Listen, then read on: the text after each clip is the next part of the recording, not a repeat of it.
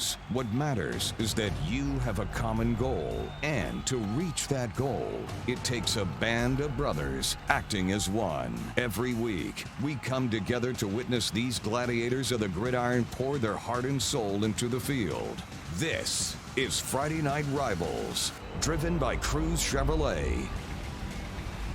Welcome into the backyard, the home of the Trojans of James Island. It's Friday Night Rivals, driven by Cruz Chevrolet, and it is week 2 for James Island and the Wildcats of West Ashley.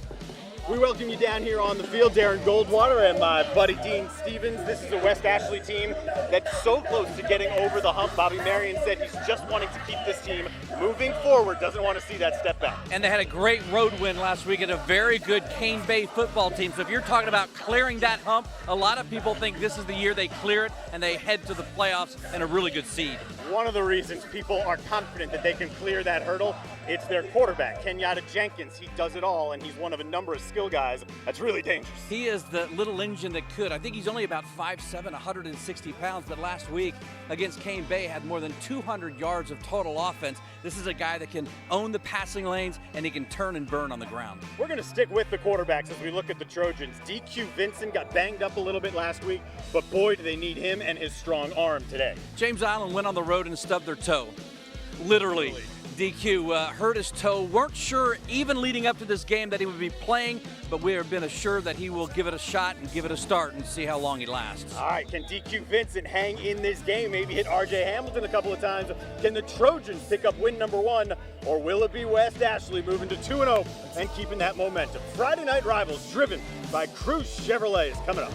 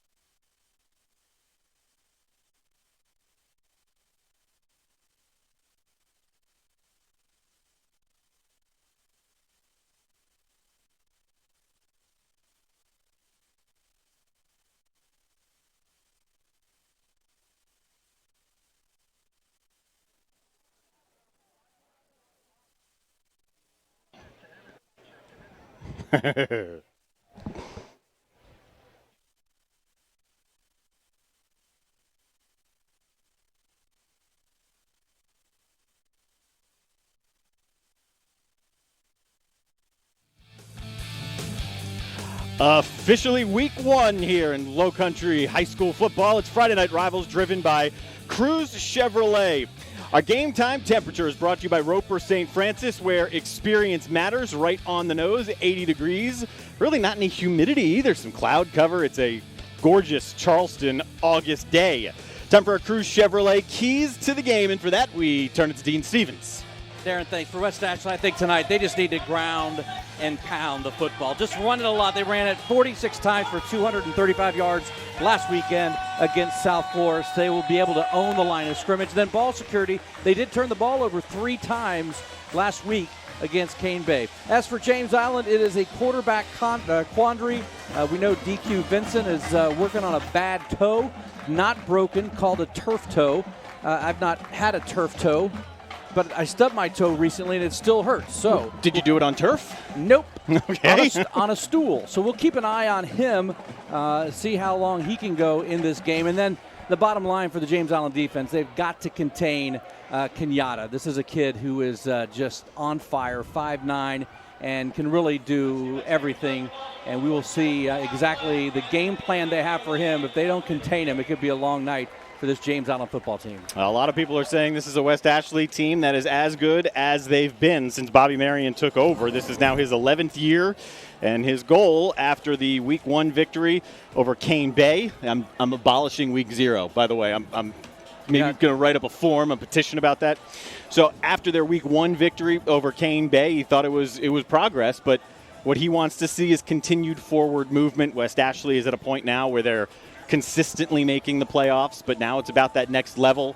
And meanwhile, for James Island, with that injury to DQ Vincent, without their starting center, it is going to be somewhat of a challenge for the Trojans to contain the skill guys, the Wildcats. And you look back at Ike Allred's tenure here. I mean, he lost some key players early on, some deciding to transfer, others deciding not to play football. But when you go into your first game and on the third play of the first week of the season / Week 0, and your quarterback messes up his toe, and then you lose Drayton when he was merely blocking on a punt where somebody came in and just literally speared him right in the shoulder. You are heading into this week minus maybe 2 of your best players. It is time for our Aim High Kickoff, brought to you by the United States Air Force. And to get this thing in the air, it is Bear Huggins. He does. He goes by Bear, and he's been putting them back in the end zone for a touchback somewhat consistently here in the first 2 weeks. So it'll be the Trojans who have the opening possession of this game.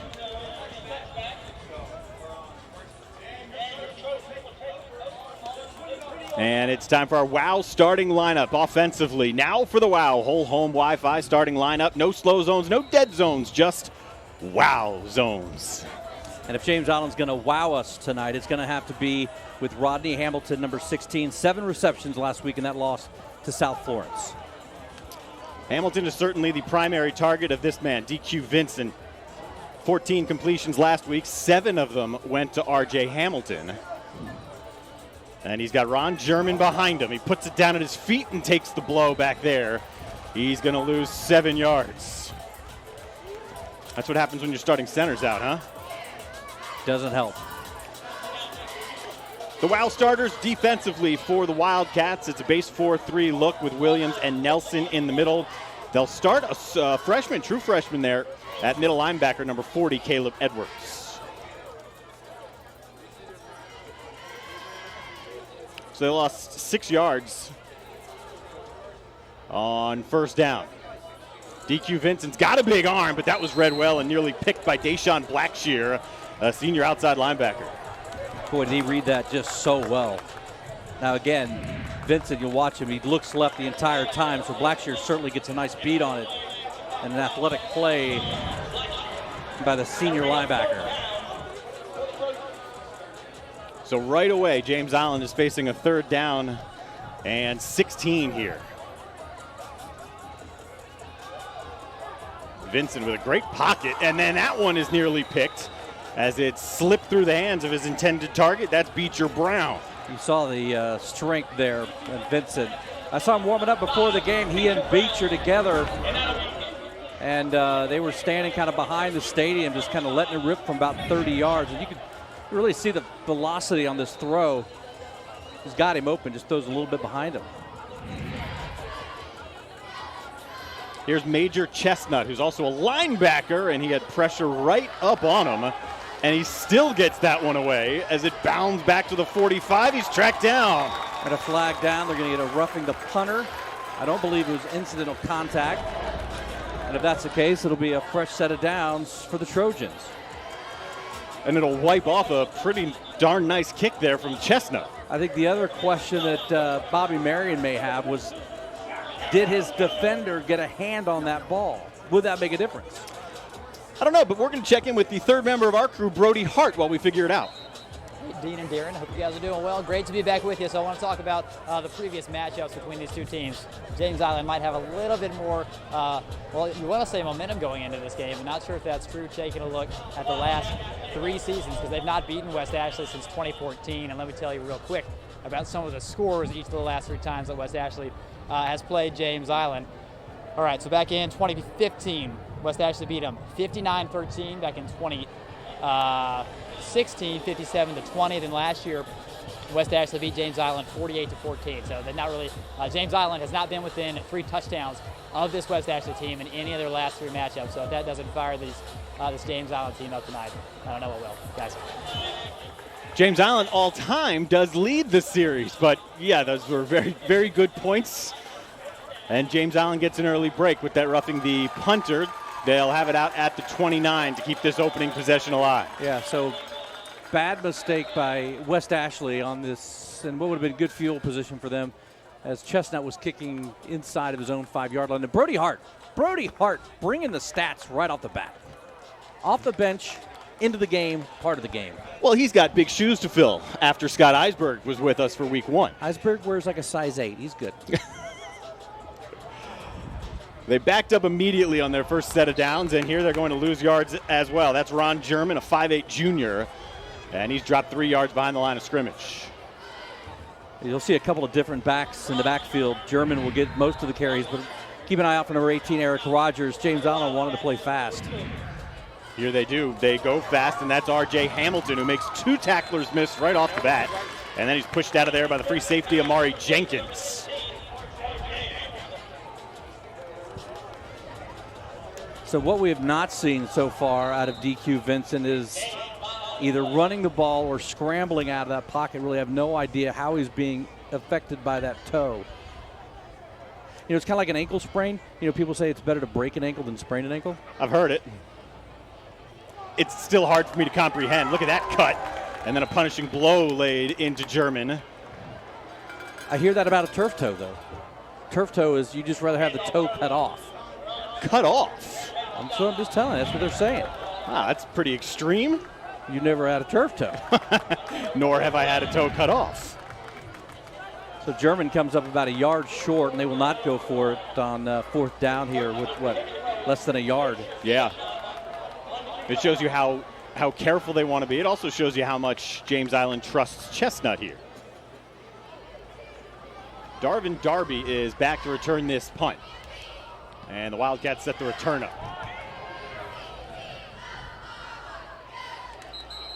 Chestnut's out of bounds here at the 38. And that'll be our first chance to see Kenyatta Jenkins in this West Ashley offense that put up 345 yards in their Week 1 victory. 345, and he had about 210 of them. That tells you how much of a factor Kenyatta Jenkins can be. He accounted for 2 touchdowns on the ground, almost 100 yards rushing, and he only misfired on 3 of his 14 passes. Here's your WOW starting lineup. Now for the WOW Whole Home Wi-Fi starting lineup. No slow zones, no dead zones, just WOW zones. Good sign right off the bat here for James Island, a tackle in the backfield. Quavon Frazier, who just picked up the start today because of an injury to Quentin Frazier, number 43. So nice play there by Quavon Frazier. It's a base 3-4 look here as you look at the WOW starters defensively for the Trojans. And with that 3-4 look, they'll walk someone up on the edge of the line. Normally it'll be Walker or Chestnut. Here's Kenyatta Jenkins, and there's Major Chestnut who wraps the legs. He's going to be about 3.5 yards shy. Well, there you saw the burst of speed just right up the middle. And I think if James Island's going to contain him, it's going to have to be up the middle. They can't give him space between the tackles into the linebackers. And there you see, when you've got Yafet Benvenu, all 5'10", 247 running in front of you, coast is clear. He's the second leading ball carrier on the team, and he just plows his way with 3 James Island defenders across midfield for a first down. It's just a quick snap, quick handoff, and let the big guy do his work. The two of them, Bienvenu and Jenkins, combined for all 3 touchdowns last week. I mean, isn't that true definition of that thunder and lightning backfield? Absolutely. I mean, you can see how hard it is to take him down, although this time Jenkins pulls it and picks him about 16 before he's shoved out of there by Carlton Smalls. That was just a draw read by Jenkins. Holds it in the belly of Bienvenu for a while, make sure Bienvenu doesn't eat it, and then he takes off. You see the speed to the outside and able to pick up 16. A lot of players for West Ashley are pretty similar. You're in the 5'9", 5'10" range, and the skill set, the skill guys are really the difference between this year's West Ashley team and that of years past. Here's Ricardo Green's just 3rd carry of the year. He picks up about 5. They've got Ricardo Green listed at 5'4", 137. That's why it helps to run behind 5'10", 247. Because combined, they're a heck of a load. That's right.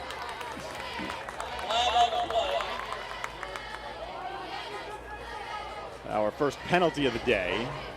It's a false start. You know what penalties do to ball games, Darren? Lengthen them. It slows them up. It really doesn't allow the teams to get into a rhythm, break a rhythm. You got a good little thing going here on offense.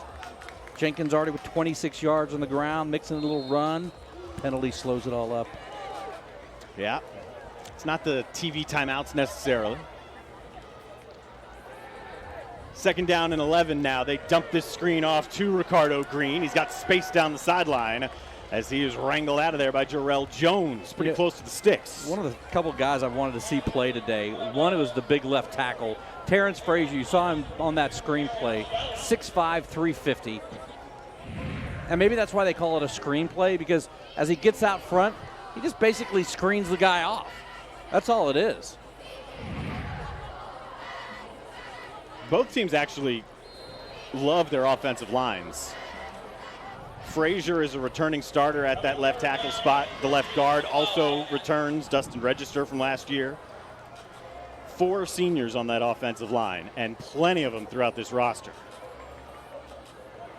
Jumping his way to the right, quick cut for Dominique Kershaw, and they'll convert on 4th down to get into the Planet Fitness no judgment zone red zone. I think last week against Cane Bay, I believe West Ashley, I think was 3 for 3 on 4th down attempts. So Bobby Marion not afraid to go for it on 4th down. Even though his kicker, Nelson Huggins, a.k.a. Bear, did a great job last week. The red zone was an issue for West Ashley last week. They were in the red zone 6 times. They got a couple of scores and 1 field goal. Here's Jenkins trying to outrace everyone to the pylon. He got there. A touchdown for Kenyatta Jenkins. Are they going to mark him out? Oh, they're going to mark him out, aren't they? I thought his whole body crossed the goal line inside the pylon, but let's take a look here on the replay. You see the fake to the left side, sprints out to the right, and just beats everybody to the corner. Yeah. There's no question it's a touchdown, except for where the ball is spotted. So now they'll attempt to get it in there again, officially. The ball crossed the pylon. The whole body did. The 2 feet crossed the pylon. But you know what? It's week 1. That's right. So maybe Bobby Marion goes right back to Jenkins. Instead, it'll be Dominique Kershaw with that lead block from Bienvenu. And West Ashley marches 61 yards pretty quickly to get on the board. And you see what they did. 1 pass play on that entire drive, the little screen pass. And just working, a minute and a half off the clock or so. Yeah. Just inside 7 minutes left here in this opening quarter. Teams that periodically have been in the same region as regions have jumped around here in Charleston County. Not in the same region now as Bear Huggins makes it a 7-0 lead for the visitors from West Ashley. Doesn't look like there's a step back being taken by West Ashley thus far. Marion's group up a touchdown in the first quarter.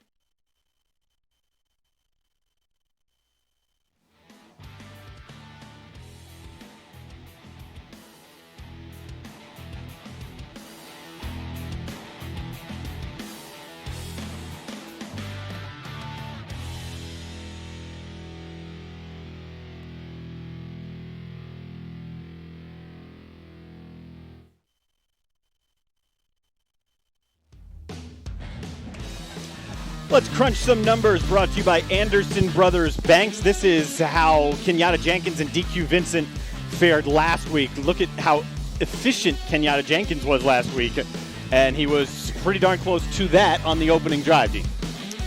Well, opening drive, 3 carries for 54 yards. So he is halfway to where he was last week and just about 5.5 minutes or so into this football game. But you see the challenges for James Island's defense, trying to contain him both on the inside and the outside. His first run for 10 yards was between the tackles, and then after that, gained majority of the yards on the outside. It's tough to defend against this West Ashley team with that big fullback and the ability of Kenyatta Jenkins to beat you with his legs. And then you throw Kershaw or Green in there. And Bobby Marion is known for using countless formations throughout a game. It's just not an easy scout.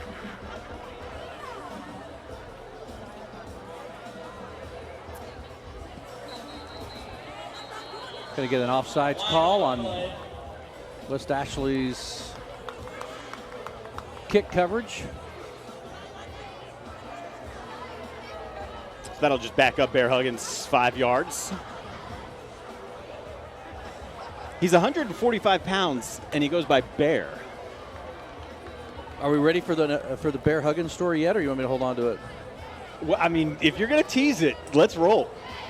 Well, if you tease it, it means we want to hold them on for another quarter. That's true. That would be the definition of a tease. Mm-hmm. All right, so we can hold on to it and actually tease it. So stay tuned. At some point in this broadcast, we're going to give you the Bear Huggins story. Bear Huggins, no stranger to high school football here in the Low Country. Well, his kick will settle down at about the 13-yard line for Kayvon Coker. And Coker is going to get about 25 yards on that return. Exactly what James Island needed, plus yardage on the kickoff. My TV Charleston, ABC News 4.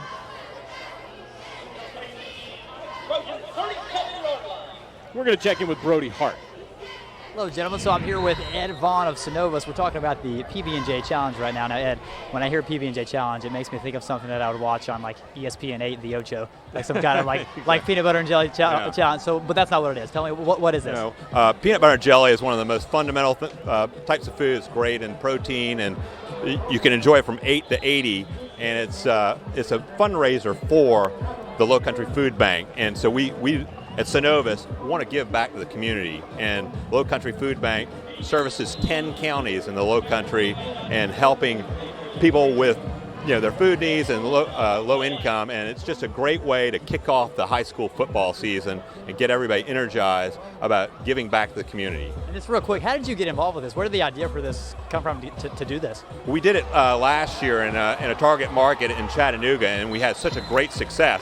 Although I think we've kind of raised the bar when we announce the winner tonight. So we've done a great job. We've really raised the bar for next week. So well, talking about raising the bar, we're going to go ahead and bring in the check and announce the winner here. So here's the check, and this week's winner was James Island Charter High School. We got Tim Thorne. How are you, sir? Good to see you. Yeah, good. So this is the principal of James Island Charter High School. So they won this week.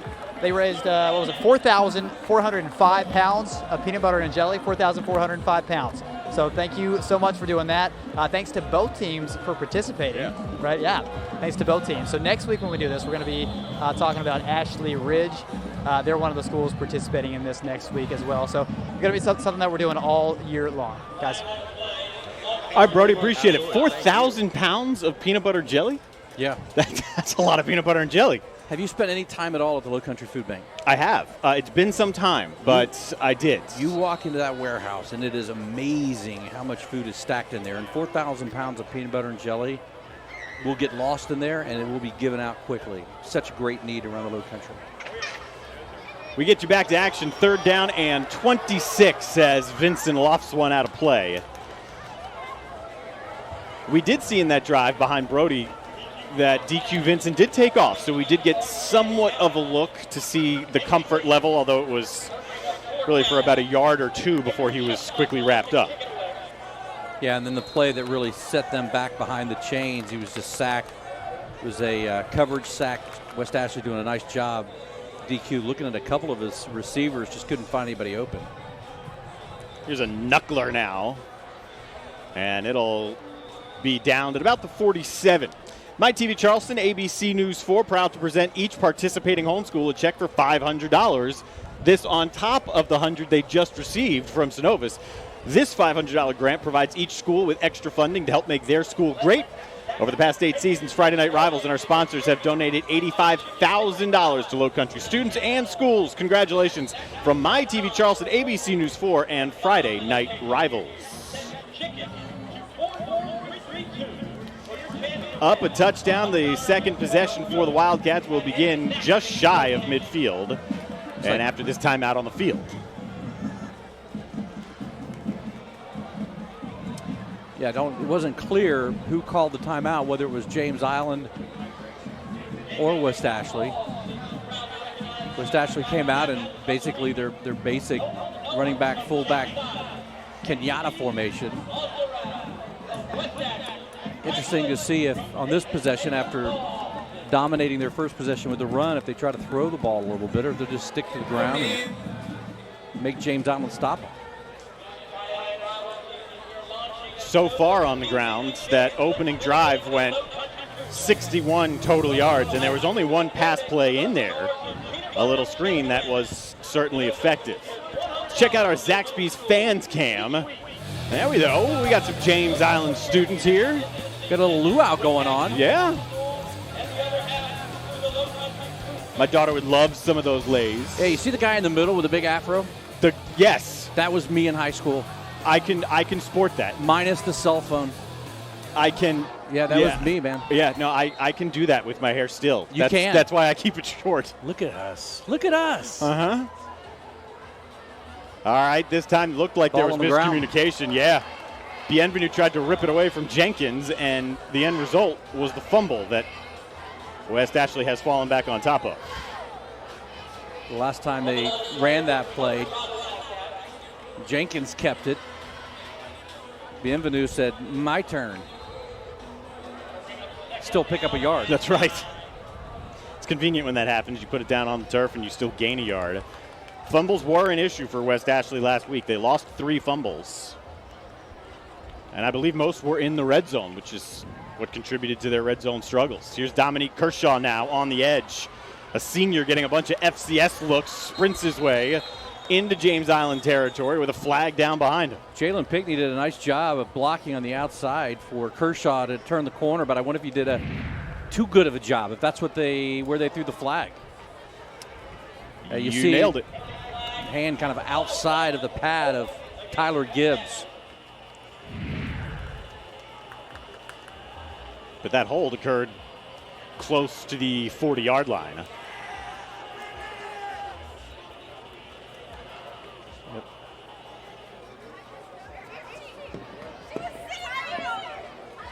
So the ball will be spotted back at the 49.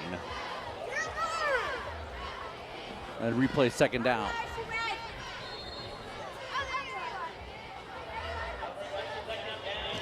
You get penalized, replay the down, and pick up a yard. It's good life.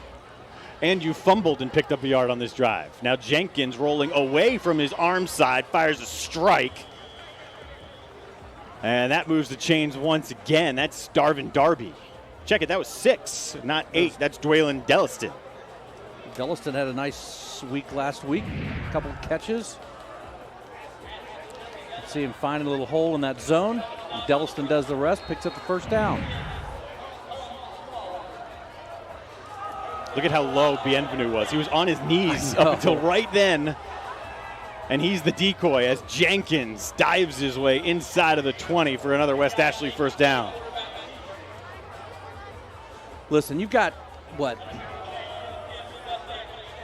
245, 250 coming through that hole. It's going to take more than one guy. And as soon as you commit that linebacker, that's when Jenkins is going to take off. I mean, every run that he's had up to this point, 4 runs, all of them plus 10 or more. Yeah, what a luxury it is to be Bobby Marion and the Wildcats calling these plays. Once again, you see it, and in space, that's a beautiful tackle by Major Chestnut. If he doesn't bring down Jenkins, it's likely at least a first down. Yeah, a lot of pressure on the defensive ends to kind of hold their own on the outside and then make a play. on Jenkins, which is not an easy thing to do, but Chestnut does it well. Something Ike Allred told me today, despite the loss in week 1 to South Florence, he thought his defenders were actually in the right spot more often than not. So schematically, he was pleased with what he saw. It was just tough to actually get these skill guys down. Bienvenu's got some speed, 19 yards to the house. Second touchdown of the year for Bienvenu. That's somewhat terrifying because he had a little bit of juice behind his flow. You see him turn the corner. Yeah, and you try and be a safety. And the safeties for the Trojans are both listed at 150, so put that in the open field and you want to square him up.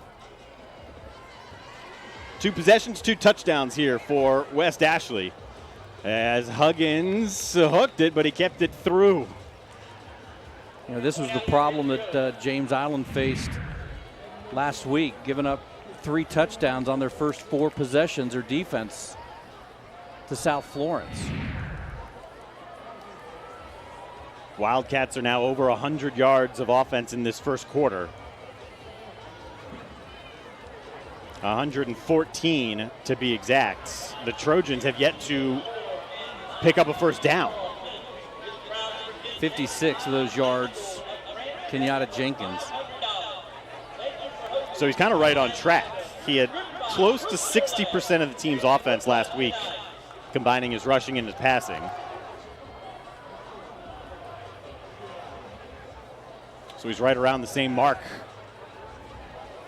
as we get close to the end of the first quarter. Well, you see what, we saw enough of Somerville to know what they're going to be like for the rest of the year. In a quarter of action against West Ashley and just seeing what they did against Cane Bay. And I don't think you can underestimate just what a good win that was for West Ashley. And you talked earlier in the broadcast about this is a team that needs to get over the hump for Bobby Marion. And it's clear they've got the tools and the skill players to do it. Coker drops this one at the 3, picked it up at the 1, spins his way off a hit at the 16, and he makes it out to the 22 after that fumble back there. He had a little crease to the outside there. I thought he was going to cut it to the right. And how many times do we see the returner kind of fumble the ball and it just creates havoc for the coverage team? Everybody kind of leaves their lane. See a lot of big gains after that kind of muffed. Coker showed some moves, though. He only had 1 touch last week. 1 through the air. He did have 1 carry. Looks like he could be a nice complement to R.J. Hamilton.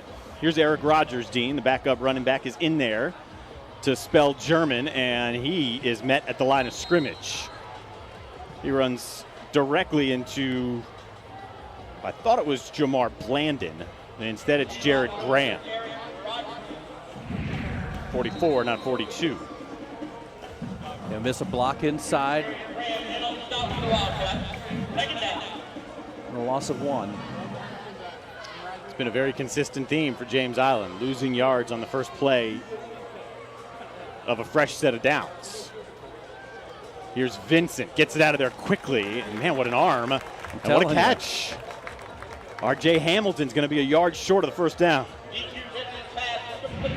You can see Vincent hobbling a little bit back there in the pocket. James Island trying to go fast. Let's see what they call here. I wonder if they're not asking for a measurement, because what this has done, it took away the opportunity for the Trojans to go fast and pick up that half a yard that they would need. You saw a little bit the West Ashley defensive line just out of sorts a bit.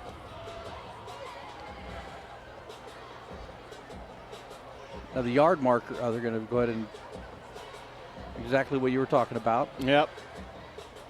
They'll come out for the measurement.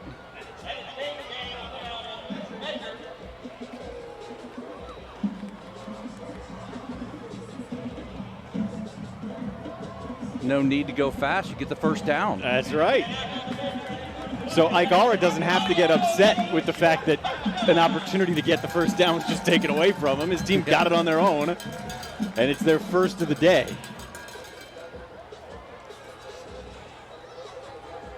Ike Allred spent a couple of years coaching at Chesterfield in the 2A ranks. He's now been down here for 5 years.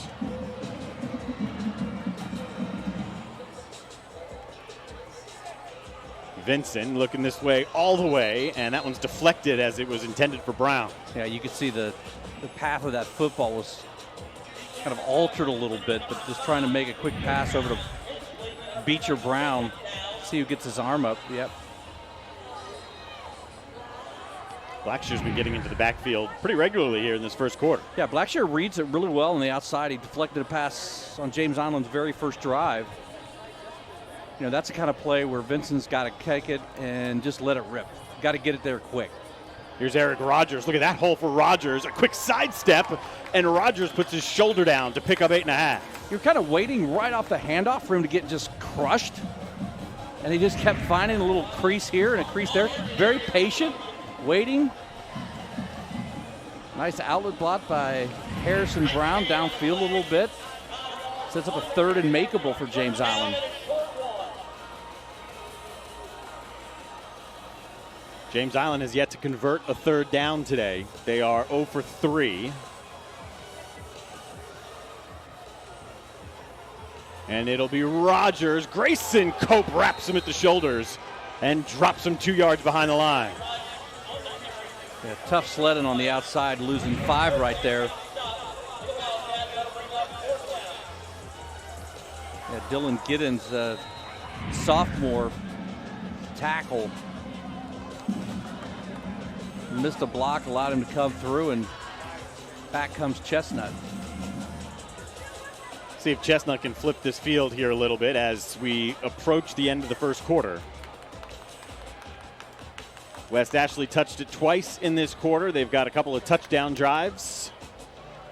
And they put pressure on Chestnut, who does rip one. Fair catch is made at the 30.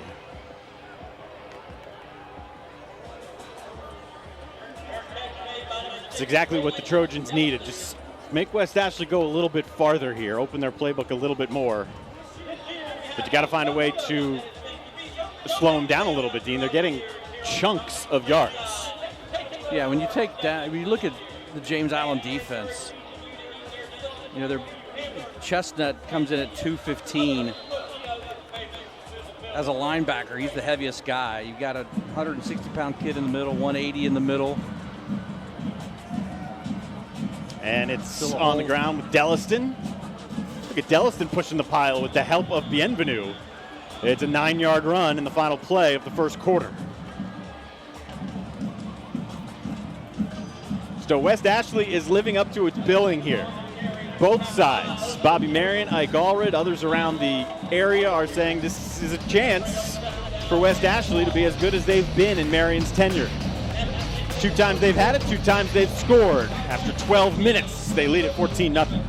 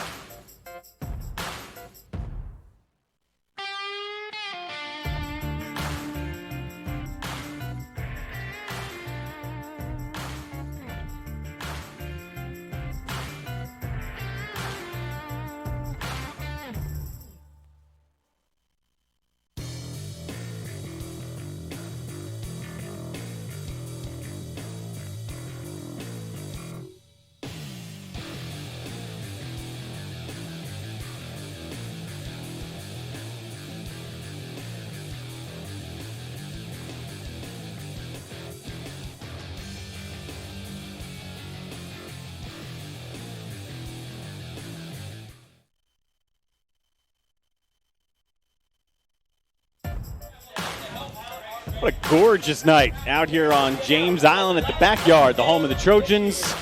Alongside Dean Stevens, our sideline reporter Brody Hart, I'm Darren Goldwater. Plus Max Grandin is our super statistician today, who lets us know that West Ashley has not converted a third down yet. But they did get the fourth down following that, and they've had touchdowns on their first 2 drives. Big time hit on Dominique Kershaw from the backside. Once again, that was Chestnut putting him down. And very close. Yeah, it's enough for a first down. I think that was Dickerson, Devontae Dickerson, left all alone on that flat, making a nice one-on-one tackle there, allowing Chestnut to catch up on the backside.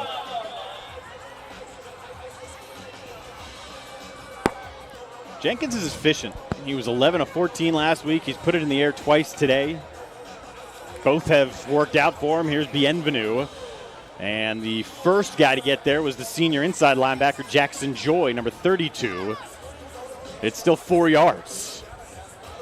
I think also the advantage here for West Ashley, the way this game is being played. You're looking at a second and short right there. What do you normally do? Give it Bienvenu? But here it gives them the opportunity to maybe try a little wrinkle, a little pass play to pick up that quick first down. Jenkins pulls it and picks up about 4 as he is tabletop by Bontavious Walker. A couple of different Walkers out there. Number 14, Dontavious. I think that's what James Island really needs to do. We talked about it, and kind of the keys of the game was to be able to contain them. Now, first of all, you got to be able to catch them, then you got to hit them to be able to contain them. And they moved big Terrence Frazier over to guard for this play, which is a first down run here for Delliston.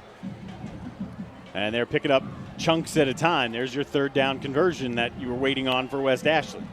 Yeah, Max. But really, they're having their way up the middle. You've got a sophomore, Joseph Gordon, in that 3-4 defense. You know, again, when you've got a 3-4 defense, those linebackers have got to come fill the gaps faster than they are. You're right. There really hasn't been anything fancy. That's right up the middle for Delliston, who hops over one, picks up 15 before Gibbs tracks him down. And this is why when you take a look at the stat sheet,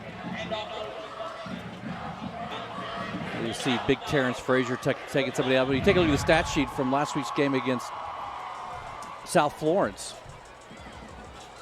Most of the tackles made by the defensive backs for James Island. The Zaxby's fans cam.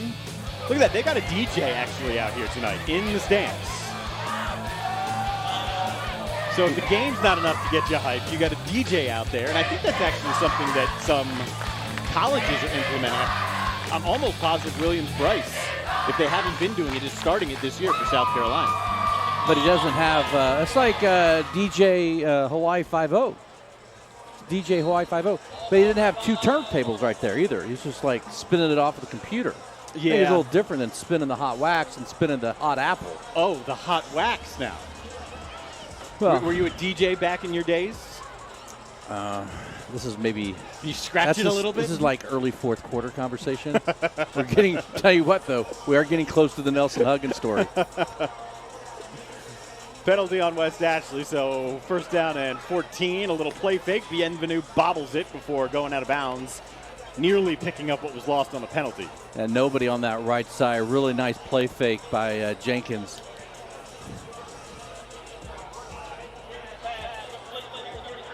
They marked that after a penalty, set him back. It looked like he only picked up about 5 yards. And they got him right back to the initial line of scrimmage.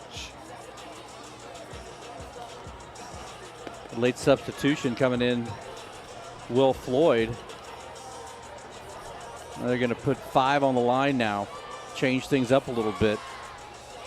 Jenkins reads it and speeds his way to the edge. Look at him carrying that football out there. This time he is short of the pylon. Knocked out of bounds at the 1. I like what James Island did to bring in a couple of extra rushers, put them down on the line, get out of that 3-4. They had 5 guys but you've got to stay home if you're that outside defender. Jarrell Jones saves the touchdown. Wildcats are on the verge of going 3 for 3 in their possessions here. Back in the no judgment zone, Planet Fitness red zone.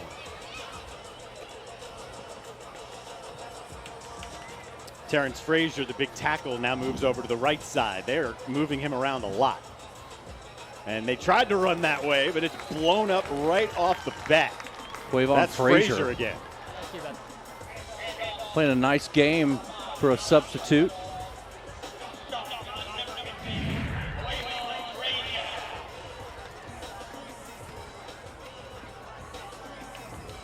Nice job splitting the gap, coming in, making contact.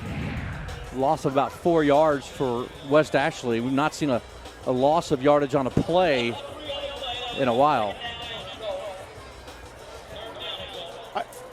Let's check in with Brody Hart. He's down there for our David Ayler Law Office's Educator Spotlight.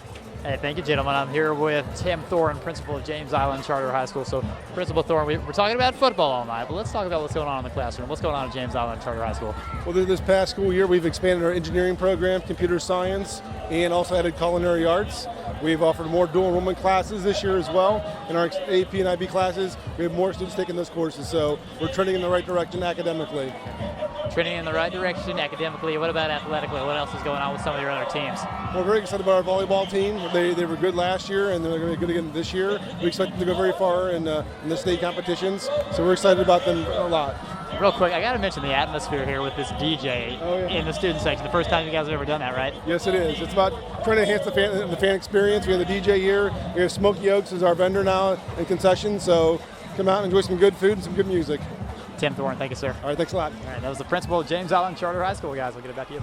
Hey, Brody. Sir. Smoky Oaks, we'd like a couple of brisket sandwiches, maybe. Yeah, it smelled awesome. Two biscuit sandwiches. All right, we can make it 3. Brisket. Brisket. Yeah, okay. not a biscuit. That's right. It's barbecue. We're talking some brisket. All right, we'll make it happen. All right, you can make it happen now. It's a good time. Delliston on the receiving end of that Jenkins toss, and it is 20-0 West Ashley. Chestnut came in, gave some good pressure on the outside. Jenkins able to kind of lob it over his head a little bit. And then Tyler Gibbs comes up, makes a hit, but it looked like the ball had already crossed the plane. Another 7. On their first possession, West Ashley went 61 yards, then 53 yards to make it 14-0. This was a 70-yard drive that featured their first third down conversion of the day, and it's now 21-0 as we hear the Nelson Bear Huggins story after this timeout. Jenkins remained perfect. He's now thrown for a score, his first passing touchdown of the year, and it's 21-0 Visitors.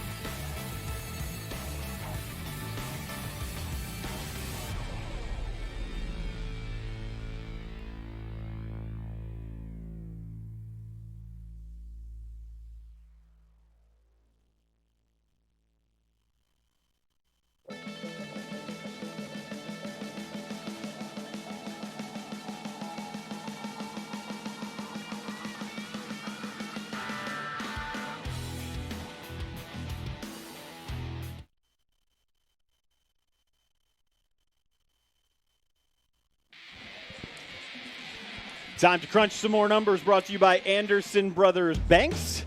And we're looking at what West Ashley did last week against Cane Bay. 345 total yards. 205 of those yards were either on the ground or through the air, courtesy of Kenyatta Jenkins. My unofficial stats, I've got him at 98 yards rushing. That's got to be about right. Unofficially, all told for West Ashley, 123, 184. 184 yards for West Ashley in 3 drives. See, school started this week, so I'm just refreshing my math, adding 70, 53, and is that what you're doing? 61, yeah. Last week, James Island gave up 521 to the South Florence team. So work to be done here. You know, what's tough for James Island is they're just not able to keep a possession going. So West Ashley, which hasn't been stopped, are pretty regularly getting the ball in good field position. This is Ron German with nowhere to go, and James Island will start at the 26, their 4th possession of the night. You want to do this Bear Huggins story here? Sure. So Bear Huggins' first name is Nelson Huggins. True. It's not a uncommon name, Nelson Huggins. But through my years of covering football, I thought to myself, oh my gosh, his dad is Nelson Huggins. And maybe that's why he goes by the name Bear. His father was North Charleston High School's football coach for about 8 years. All right. Nelson Huggins, who looked a bit like a bear. So the son takes the nickname of the father in some ways. Oh, intercepted. Or did he drop it? No, he got it. Yeah, in and out of the hands of Kevon Coker. And it's Jenkins who turns it into an interception. Yep, that ball's got to be caught. And not by the team in the white. Just off of his hands. Second time in this first half that DQ Vincent's really put a ball on the money, and it's going right through his receiver's hands.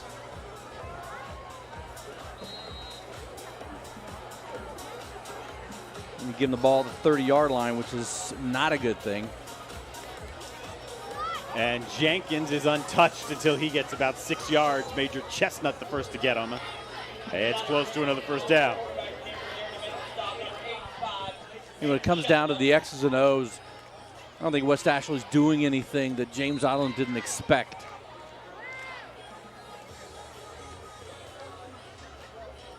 But again, this is a James Island team that has gone through a couple of rough years.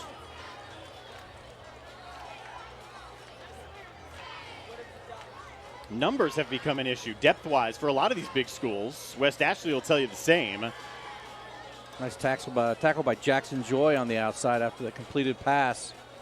Yeah, that's Delliston. But the numbers are down at James Island. The numbers are down at West Ashley.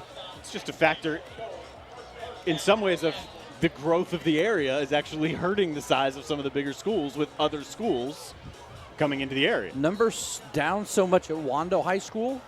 No JV this year. That's unbelievable. For a school with 4,000 people. It's just hard to fathom. That's a picture-perfect tackle right there for Jackson Joy, who's registered a couple of them in a row. Ricardo Green got about 4. Now, people will argue that Oceanside and the development of that school over the last 3 years had a big impact on the only public high school east of the Cooper. Well, if Wando's numbers are down now, which they are, and Oceanside did end up with a large portion of the ex-Warriors, Lucy Beckham High School is only a couple of years away. What will that do to the Warriors' numbers? That will probably drop them down a classification. And I would imagine the Beckham Bengals will be 2A, 3A maybe. Wando maybe 4A. Bienvenu through the middle, lost it. How about that? And James Island gets the fumble back. Robert Brown picked it up at the 4-yard line. James Island give it, and then they take it away. And a much-needed stop and a much-needed turnover on the inside. And a really nice play on the inside by number 51, Anthony Campbell, to kind of strip the ball out of the big fullback's arms. If there's been an Achilles heel in a week and a half here for West Ashley, you just saw it. It's fumbles in the red zone. That's their 4th.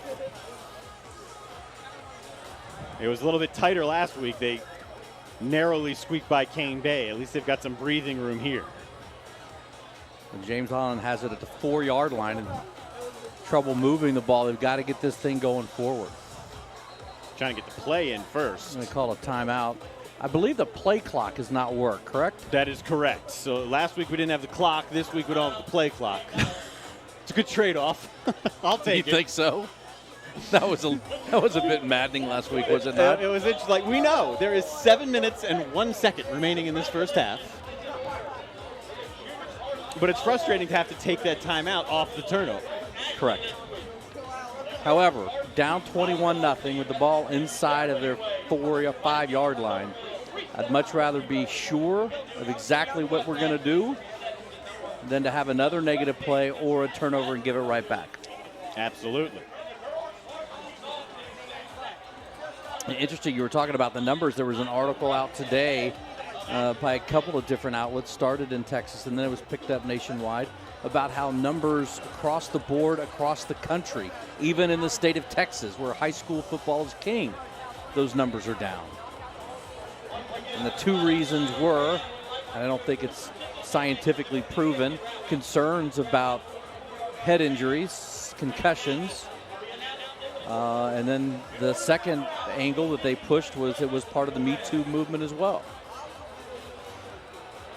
Part of the Me Too movement is an interesting theory for me as to why football numbers were dropping, but certainly a head injury has been a very big story over the last couple of years.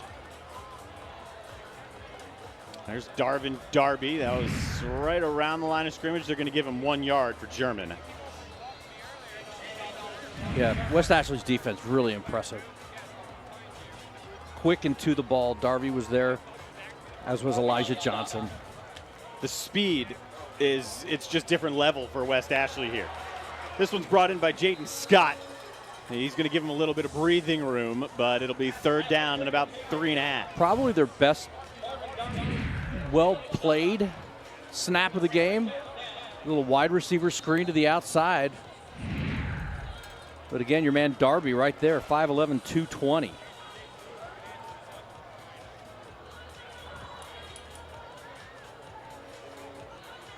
Pretty good linebacker size at this level and maybe at the next. And they're playing behind a pretty big line as well. That's almost the identical play there to Jaden Scott. Casey Brown wraps the legs, and it's a 1st down for the Trojans. Yeah, that was just a pure 5-yard stop and turn.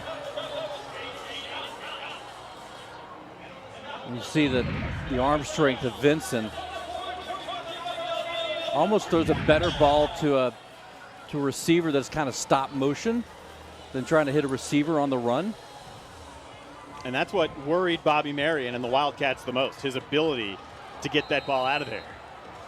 I tell you, there's speed. That's Greg Geathers on both sides of the ball for West Ashley. It's evident why there's more talk right now about the Wildcats than recent years. You know, the interesting thing about size and speed, even if you're 5'9" and 175 pounds, if you're fast and you can get to the ball, you can make a play. Saw some of that last week with Cedar Grove. Yeah, some of those guys were monsters, but they could move. Here's Vincent now, doesn't like it on the left, and never did make it back to the right before that line converges on him. Elijah Wright, Nelson. You hear people screaming, throw it, but I don't really think he had anywhere to throw it to. Well, you can see the progression. He's looking left, and as he then made the decision to scan the field a little bit more, he ran out of time. I think one of the problems here in a situation like that, I think if he's feeling good, takes off. He takes off. Yeah, German doesn't have it on that screen. Because I'll be honest with you, I can't imagine anything worse than being tackled and then a 200-pound, 300-pound guy falling on your toe. Yeah, and you can see with the walk, there's a limp there. And Vincent, as much as West Ashley is concerned about his arm, he is very much known for his legs. Yep. And that part of the game doesn't seem to be there for him right now. This could be trouble. Yeah. Line drive that knuckled back to Delliston. It would have been trouble, but how about that play from German? Nothing on the return. Yeah, really well done. Also, DQ Vincent's father, Preston Vincent, played at Goose Creek and then played at University of South Carolina, is on Ike Allred's coaching staff. Also on the staff, former James Island quarterback, Michael Rentz, who's the offensive coordinator. Ike said that they've been together a long time. They were together at Newberry when Rentz was a quarterback up there. So they've been paired together a whole bunch. Said he's going to be a great coach. Deep drop. First time all day. Man, does he take a wicked shot, but delivers it on target. And a flag is down at the line of scrimmage. So a lot to dissect here. The play is down at the 8 as Pinckney was there. He took about a 10-step drop. And then he just waited for Jalen Pinckney to clear. And he did. And the longest play from scrimmage this year for West Ashley is coming back. You talked about the penalties hurting them on a couple of these drives. Not hurting them. Maybe we should just say slowing them down a bit. But an opportunity here for James Island's defense to look at a 1st and 25. I asked Ike before the game. I'm like, I asked him, they're guys, you walk down your hallways, are there guys in the hallway that should be playing football? And he's like, everybody that we need is here. There you see the hold right there on the inside. Hunter Higgins also got a good shot on Kenyatta Jenkins. They're going to get about 7 of those penalty yards back. Yeah, that's the best shot that Jenkins has taken all day. Yeah, that's the first carry of the day for Mazik. Sorry about that. Exposed belly. They took advantage of it. But you see the depth of the running backs, bringing in Zeke right there. And they've ran through, 2 or 3 of them already. And then when you give the ball to Bienvenu, you got a lot of options. A lot of skill position guys for the Wildcats. On the move, wide open is Pinckney. And Pinckney gets his way back into the 3rd level where Carlton Smalls goes for a little bit of a ride down to the 34. So you had 3 guys set out on the left side of Jenkins. One kind of went deep and dragged the cornerback and the safety to the middle of the field. And that left Pinckney wide open. And Jenkins been accurate the entire night. He's perfect, in fact.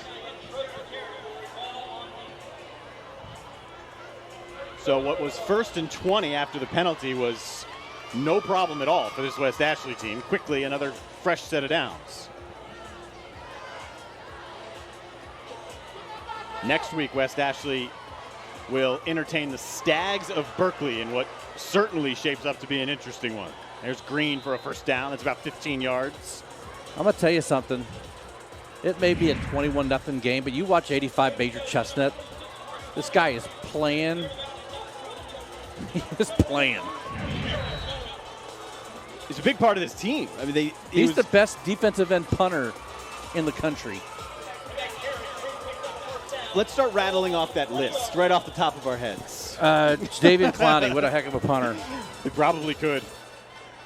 All right, Jenkins starts that option, reads the end, but that didn't have much of a Ball shot. on the ground. It was after he was down. The question was... You're going to say after? I'll say before. It was after. And I think they got that call right as Mark Walker protects the edge. Mark Walker's come up with a couple of nice plays here in the 2nd quarter. Yeah, I win. I don't know. Sure? No, I'm gonna have to. No, Jason's got to go back and go frame by frame for me. I thought the It knee was pretty darn down. close. All right. There we go. Guys in the truck working hard. Jason's a good listener. Knee down. I win. Dang it. Take that back, Dean. I'm sorry. From the 21, Jenkins. Open. Touchdown with the bobble. Delliston, check it, it's 5, not 6. It's Kershaw who leaks his way behind the secondary. 27-0 lead. Man, almost got a fingertip on it. Who was that? think Josh. Carlton Smalls, 28. 28, yep. So Jenkins has now thrown for a couple of touchdowns. His first 2 passing touchdowns of the year, and West Ashley has scored on every possession except one.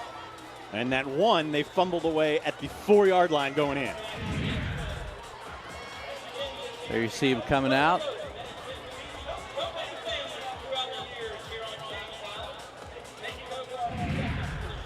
Well, you've seen everything that Kenyatta Walker can do, and he's equally impressive. We said before the game that he can turn and burn on the ground, and he can fill up the passing lanes. Quarterback and receiver going over that one a little bit.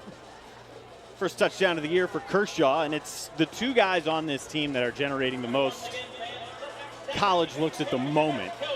Kenyatta Jenkins and Dominique Kershaw, both of them probably looking at the FCS level. Jenkins likely won't be a quarterback, but they like him, a couple of schools do, as maybe a slot back, receiver, that form.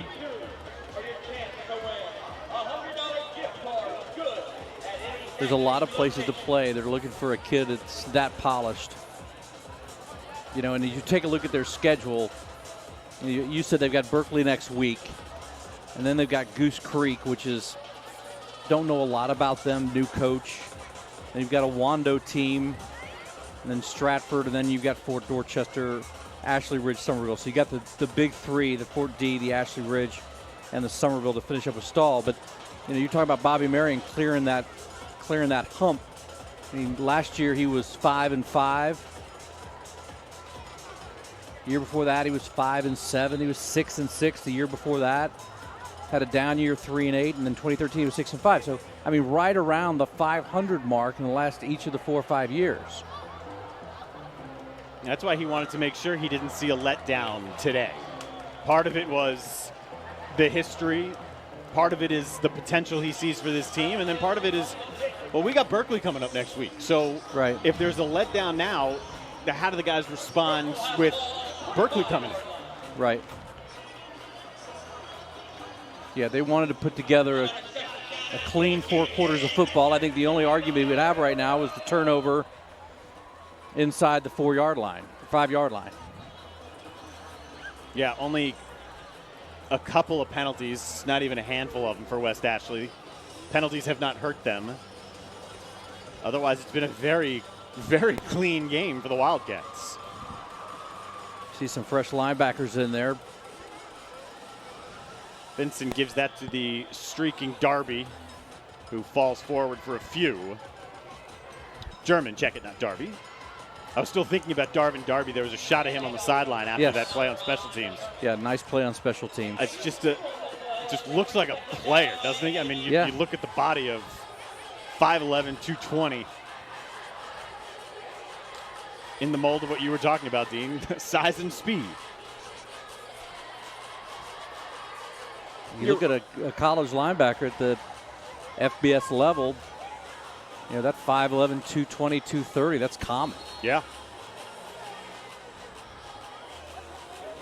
There he is squatting down at inside linebacker. See if Ike Allred just going to try to run the clock out and get out of here. Oh, Darby missed the tackle. Must not have known we were talking about him. Eric Rogers says, no, I'm not just running out the clock here. Doesn't care that Darby's getting pumped up here. Instead, Rogers goes right through him. Manageable 3rd down now for James Island.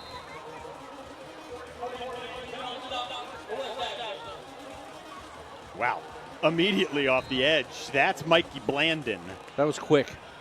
Only a sophomore defensive end right there. Yeah, made a quick move to the ball. There's 42 seconds left. What's Ike going to do here? He's going to wait for that clock to go down, maybe call another timeout and then punt the ball away. But again, I don't know who's keeping. I guess you got somebody on the sidelines keeping that 25-second clock for you. That's what it would have to be, right? West Ashley will get the ball to open the second half. So the last thing the Trojans want to do is leave them any time and give them a chance to put extra points on the board. Yeah, so they'll punt it with about 18 seconds left. Punting units coming on. Offensive line acting like they wanted to go for it.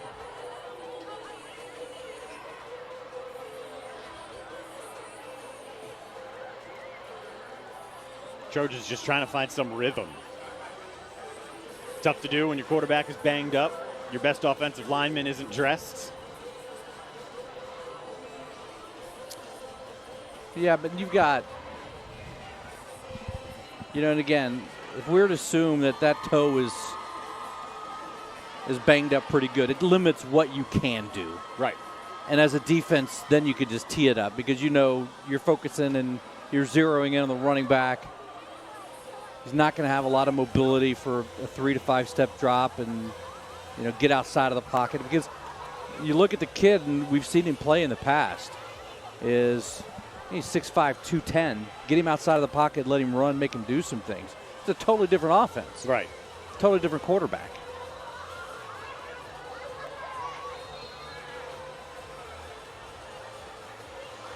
West Ashley will get it back. They've got a couple of timeouts to work with. Chestnut has been. I'm not so sure I would angle this towards an out of bounds. Look at that. Major Chestnut. I'm telling you, he's a weapon. He might be a linebacker playing hard on that side of the ball, but his leg is a weapon for James Island. Like a 60-yard boot. Yeah. He took out the possibility here of West Ashley putting a drive together. And they got a play or two, but flip the field. Nice little luxury to have. If Bobby Marion is concerned about the flow and the time of a game, I would kneel it and get to the locker room right now. Let's see if he walks the walk and talks the talk here. Oh, he will be chatting with Brody Hart as they head off to the locker room. Maybe we should have Brody ask him if he's okay with the flow of the game. There we go. All right, you're up 28-0. How do you like the flow? So far, so good for the Wildcats. The only time they did not score was a fumble inside of the 5-yard line. Other than that, nearly a flawless half for the Wildcats of West Ashley, trying to go to 2-0 on the year. They held James Island just 2 first downs defensively, and offensively, that young man, Kenyatta Jenkins, threw for a couple of touchdowns. They added a couple rushing touchdowns in there as well. And the Wildcats have jumped on the Trojans here early on. We're going to get a smile out of Bobby Marion here. All right, Brody is corralling Bobby Marion, ready to go. We toss it down to Brody. All right, Coach, so you're up 28-0 right now. Your offense putting up, 4 straight touchdowns unanswered. Talk about your defense, though, setting them up for that. Defense is playing really well, controlling their passing game. That's what we knew coming in, that they have a good quarterback. Controlling their passing game was going to be a key, and we've done well with that so far. Only bad thing in the first half is a couple of stupid penalties and fumbling inside the 5-yard line in the red zone. We're going to tell our team at halftime to keep them focused. We got to stay focused. We got to play 48 minutes, and we got to keep playing. I mean, it's 5A football, and the game's never over until it's over. Coach Marion, thanks. Good luck. Thank you. All right. Yes, sir. Brody, that speaks directly to what Bobby has been talking about here now for a couple of weeks. You don't want to let up. You want to keep the momentum going, and you want to finish strong, especially with Berkeley coming up next week. Nearly flawless half. Nearly. 28-0 West Ashley. It is time for the Zaxby's halftime show. That's coming up when you come back.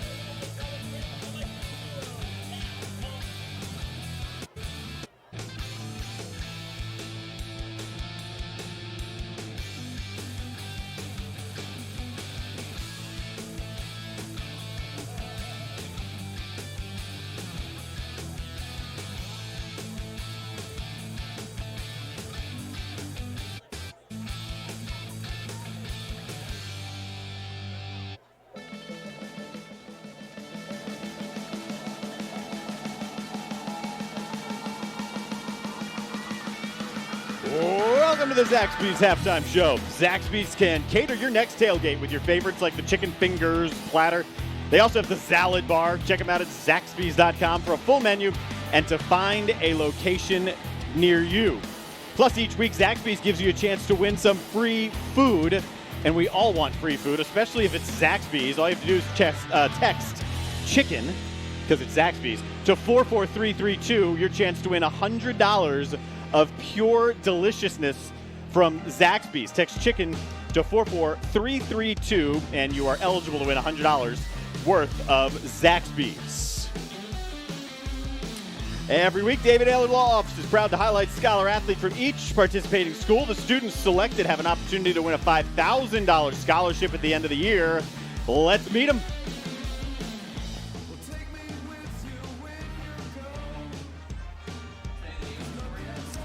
That's Steve Alsaraf.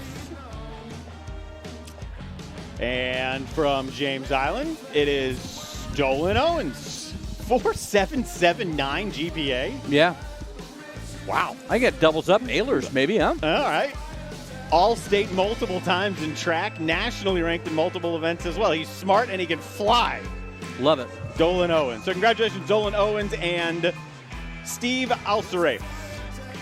You know what I'm waiting for one day?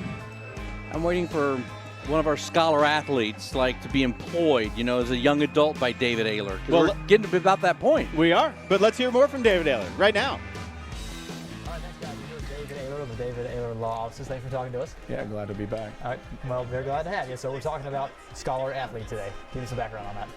Scholar Athlete is a great program. It's the second year I've done it, and we're looking at different male and female students throughout the state as a whole. A lot of them based, of course, in the Low Country, looking at what they're doing in the classroom, what they're doing on the athletic field, and then, of course, what they're doing out in the community.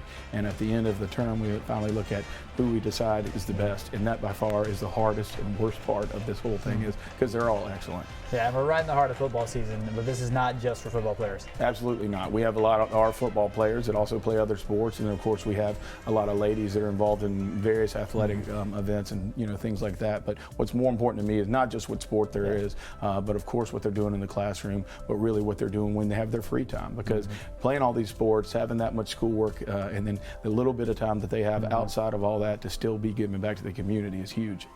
And this is the second year you've done this. Talk about year one. What were some big highlights from that? Really, I would have to say just kind of going to some of the games, going to some of the events, actually seeing them on the fields, but then also just getting to know them a little bit through their personal interviews, getting to see them with their brothers and sisters and their parents and their family and the different backgrounds, but yet they all have those same attributes of just really strong character across the board, school, outside school, and of course on the athletic field. Well, David Ayler, we appreciate you talking to us. Thanks for having me. Glad to be back again. Yes, sir. All right, guys, that's the latest from here. I'll go ahead and get it back to you in the booth. Great job, Brody, getting from here back to the studio and back down to the sideline where you will interview Ike Allred in a couple of minutes. 28-0 at our Zaxby's halftime. Stick with us.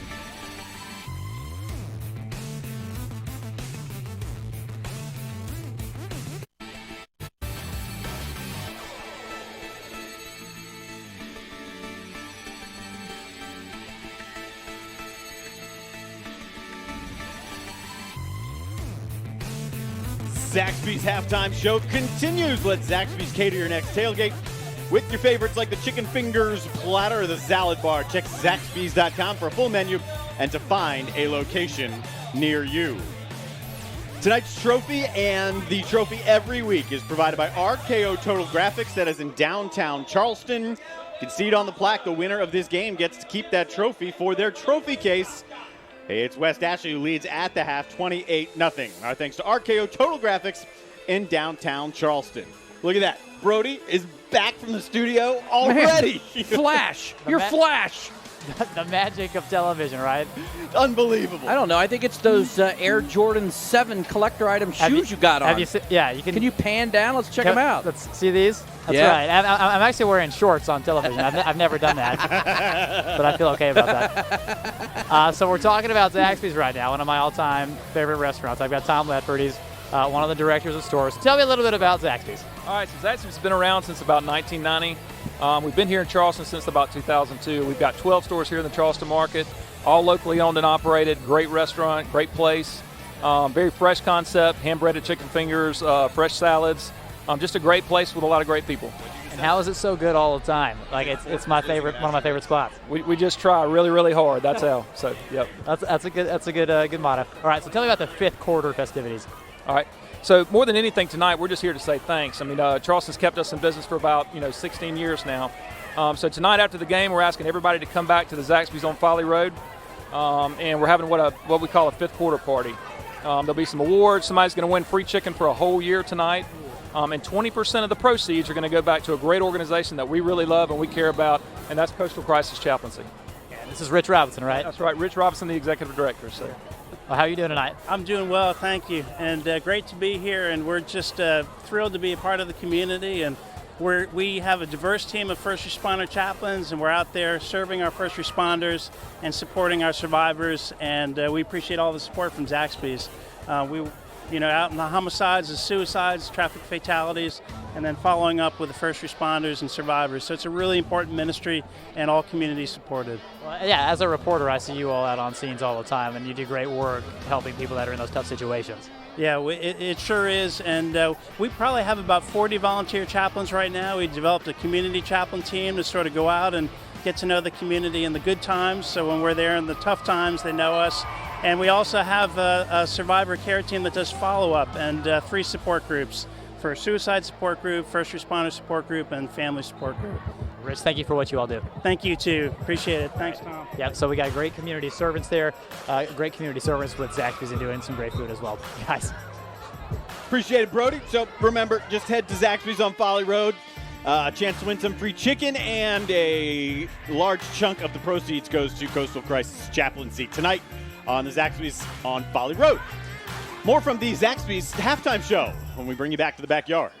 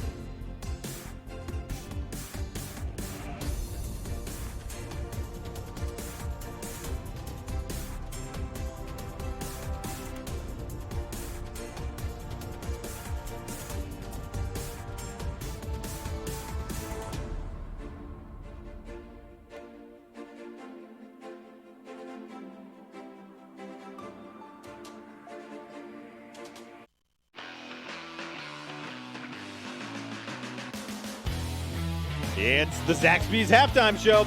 Zaxby's really wants to cater your next tailgate, so let them with their favorites like the chicken fingers platter. They also have the salad bar. And find out more by going to Zaxby's.com. Check out a full menu and a location near you.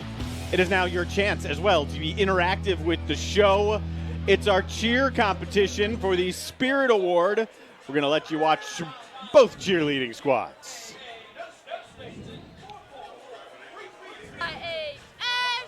Orange and blue. We're number one, you know we're the best. Come on, crowd, yell J-I-H-S. Let's hear it. J-I-H-S. We're number one, you know we're the best. Come on, crowd, yell orange and blue. What color? Orange and blue. Louder now. J-I-H-S. Orange and blue. Yell with us. J-I-H-S. Orange and blue. Louder now. J-I-H-S. Let's hear it. Orange and blue. We're Wildcats Nation. It's time for a celebration. When we say Wildcat, you say Nation. Wildcat Nation. Wildcat Nation. Join the sensation. We're Wildcat Nation. Wildcat Nation. You say Wildcat Nation. Bump down. 1, 2. Simple as that. Text Cheer A, no spaces, to 44332 to vote for James Island and Peyton Beckley, part of that one. Or text for Cheer B to 44332 if you would like to put a vote in for West Ashley. Here's some scores from around the Low Country right now. Somerville has a 2-touchdown lead on Wando.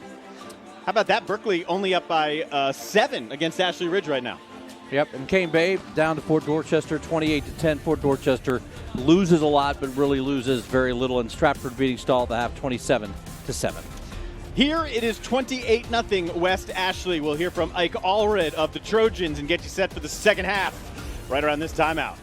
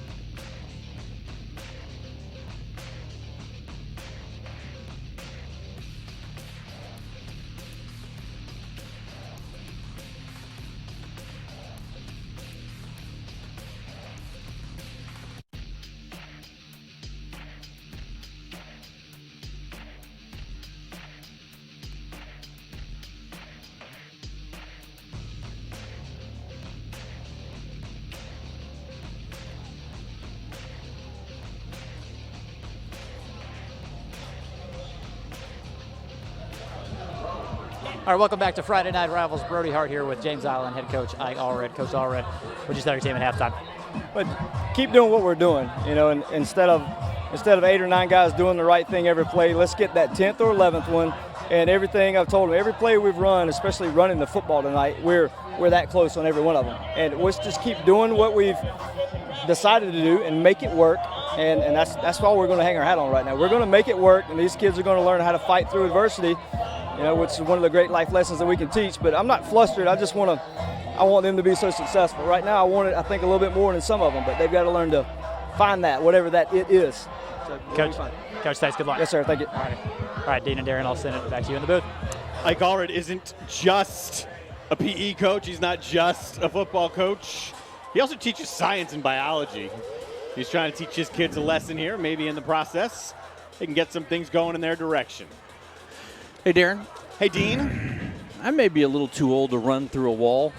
Okay. But I think I'd run through a wall for Ike Allred. Looks like he can. Maybe I'll go behind him. Yeah, I think that's a good idea. But I love what he said. And we could see some of the things he was talking about on some of those plays. The one or two guys, the defensive ends not staying at home, and all of a sudden you get a guy busting the outside for 25 yards. You got a lineman that misses one tackle where a guy doesn't get, he maybe picks up a yard instead of 9 or 10. It's your Aim High Kickoff, brought to you by the U.S. Air Force. And it will be taken from the 5. Already with a 28-0 lead, the Wildcats will start on the 30 after a 25-yard return. It's Amari Jenkins. It's another Jenkins. Kenyatta's 1. Amari's double ones. Yeah, I think it was what we were talking about for a lot of the first half, that James Island it doesn't look like anything is collapsing on them. It's just they can't they can't string it along together and just execute that final element of the play. Something Marion's group has done very well here today. They've got just one turnover, a couple of penalties, otherwise flawless. So here on first down, here's Bienvenu with bodies just falling down like bowling pins around him. He's able to rumble his way all the way down to the 27. That's 43 yards for Bienvenu, his longest of the year. And again, watch the play inside. He just tosses aside one of the James Island would-be tacklers.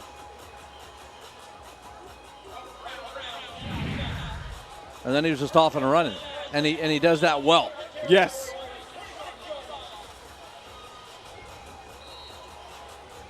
Biggest play of the night for West Ashley. In fact, it's the largest play from scrimmage this year for West Ashley. Great play. Here it is with Delliston. First time they came back with a little bit of that counter as they get another first down into the no judgment or the judgment-free zone. I was going to say, keep an eye on Mark Walker. He's that right defensive end for James Island. And on that play, he played it perfectly. He forced the runner back inside and a missed tackle later, and they're set up 1st and 10 from, the 13. Yep. Walker had a couple of nice plays inside the red zone in the second quarter. Jenkins has been perfect tonight through the air. This is the first reception for Jaden Washington, his second in 2 weeks, and it picks up about 7. Robert Brown alone on an island, but makes the play, brings him down after a pickup of about 7 yards. You see where West Ashley is able to isolate those quick wide receivers and running backs on the corners of James Island.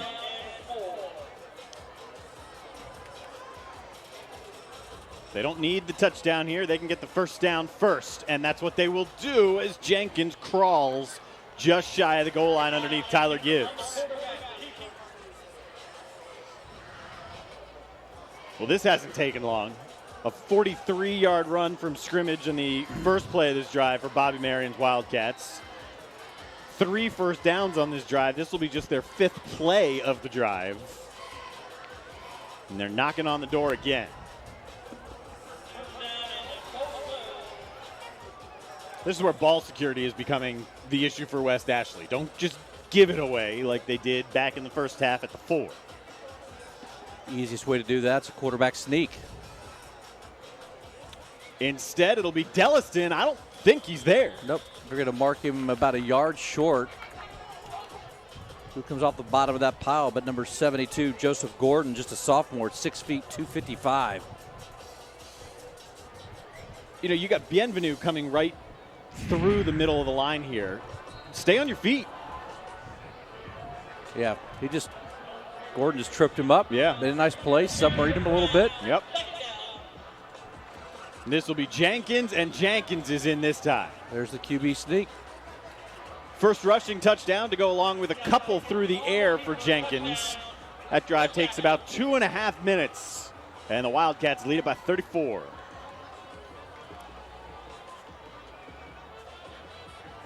Jenkins also holding on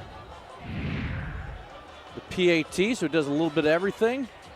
That offensive line getting a nice push. Jenkins reaches the ball over for the touchdown. This has been all West Ashley. Only time they've been stopped is when they stopped themselves with a fumble and when the first half ran out on them. That is it. A lot of good-looking skill guys for the Wildcats, who lead it now 35-0. And here's where what Ike Allred just told Brody Hart comes into play. You're down 35-0, beginning of the second half. You're not going to fold it in here. You got to learn these life lessons. Yep. Ike was talking to his return guy. Walked over to the huddle with his kick return unit with his arm around the shoulder pad. We're going to crunch some numbers, brought to you by Anderson Brothers Bank. James Island picked up 26 yards on the ground last week. But, again, that toe injury to Vincent happened early on in the game. So he's been limited for the better part of 2 weeks. And I don't really know what the other option is at quarterback. They've got a sophomore, Miles Morris, number 17. The only other quarterback listed here. The word we heard earlier in the week is they would maybe run kind of a wildcat with kind of a running back setup. They did that before with the bus. Were you here for that game? Oh, I was here for that game. Unstoppable. A little short, nobody there to pick it up. Yeah, it's a live ball right there. And I think James Island got on it late. No, West Ashley got it. I am 0 for 2. Yes, you are. He just kicked it, and the Bear kicked it into a dead zone, and nobody rushed to go make a move on it. It's Aaron Ficklin, all 129 pounds of him, that recovers what amounts to an onside kick here. Well, he only may be $129, but a football doesn't weigh that much either. Now, I mean, you're having fun when you sweat through your shirt dancing at a football game. I don't quite know what to say about that Zaxby's fans cam right there. Mazik, second carry of the day, picks up a yard. Nice play by Frazier. Quavon, late addition after an injury. You know, if you're down 35-0, you may as well find a way to have some fun. Okay, this guy right here in the green that sweated through his shirt. Yeah. You telling me that he couldn't play guard? Right? He's got enough energy. If he plays guard as well as he's he a guard. dances. Okay, there you go. So, yes, I'm telling you he can play guard, and he does so on JV. He plays guard on the JV, we've been told by the JV middle linebacker. How about that? Yeah. All right. Well. Meanwhile, it's third down for West Ashley. At this rate, he's going to be a wide receiver because he's going to be down to about 145 after he sweats it all out. And it's not even that hot tonight. It's gorgeous it's a great night. First third down we've seen in a while here for West Ashley offense. Jenkins gives it off to Mazik. Got to make a play. Yeah, they had him down there, but Mazik able to cut back inside and got around Gibbs for the first down. By a foot. But again, defense played it just right. Somebody's got to make a play. They're going to mark him short. So we gave him the first down by a foot. The officials will overrule us. And You know what I would do? And I'm not Bobby Marion because I love these games. I'd let Bear come in and let him just work out the leg. Right, you're up 35 zip. Let your field goal kicker kick one about 42 yards and see what he's got. I don't see why that'd be a bad idea. but they can pick up the first down right through the middle of the line. That wasn't Bienvenu, that was Greg Geathers. First carry for Geathers, and you'll start to see some of the reserves for West Ashley get a little bit of run right now. Yeah, wide receiver.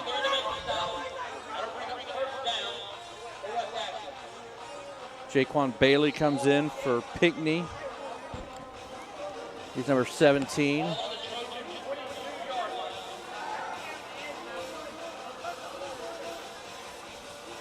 Geathers sticks in there with Jenkins. It's going to be another carry for Geathers. And another tackle for Dontavius Walker. He's got a few tonight.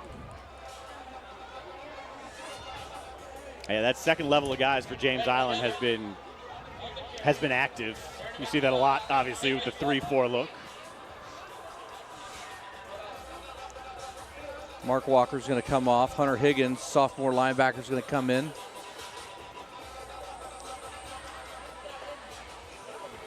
So we're about halfway through the third quarter. James Island hasn't touched it. West Ashley went 70 yards in the blink of an eye and then pooched a kick that they fell on top of. Mazik trying to get to the edge, does so, stays in bounds long enough to lunge for the pylon, but he's out inside of the 1. Trojans DB Robert Brown comes up and makes a heck of a play. You see him come up, fight off his block, but then Mazik just kind of beats him to the outside. You know, but even right there, after he gets to the edge, there was a chance for the Trojans to push him out of bounds early. Frazier missed on him a little bit. So it sets up 1st and goal. Jenkins has rushed for a touchdown. He's thrown for 2. This will be Mazik's first touchdown of the day as the Wildcats keep piling on.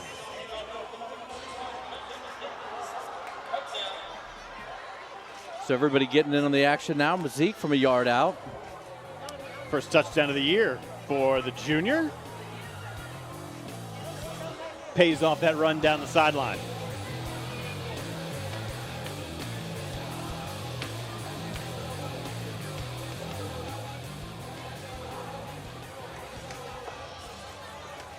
Check out the kicker. I saw him pregame. Jordan Williams. Yeah, no Bear. It's Jordan Williams instead. I saw a big Jordan Williams, number 71. You know, he's not listed as a lineman. He's not listed as anything other than a kicker. 5'10", 262. And he was, now, kicking him off the tee about 40 yards. But hey, you got to be careful in case something happens to the Bear. Then you bring in the Bear. And you bring in the bigger Bear. That's right. Well, he's perfect as well. West Ashley up big.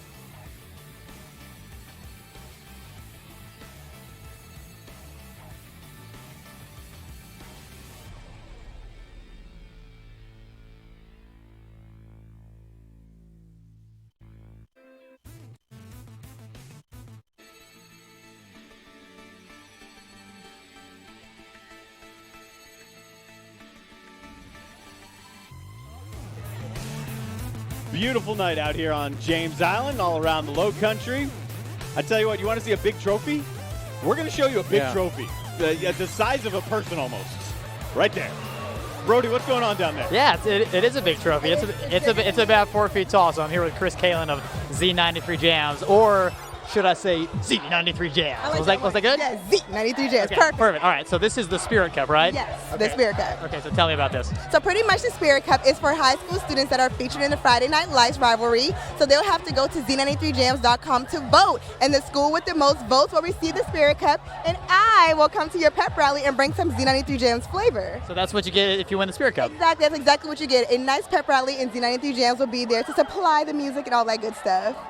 Can I hold it? Yes, it's almost bigger than me, actually. Do you want me to hold it? Yeah, well, let's see. Let's get down and see how tall it's actually. So it comes like it's okay. Come on, give yourself some credit. I'm a small person, but it's about maybe 4 feet. It's about 2/3 of you. Is Yeah, that? it is. It definitely is. All right, Chris Kalin with Z93 Jams. Thank Thank you so much. All right, guys. So I'll send it back to you.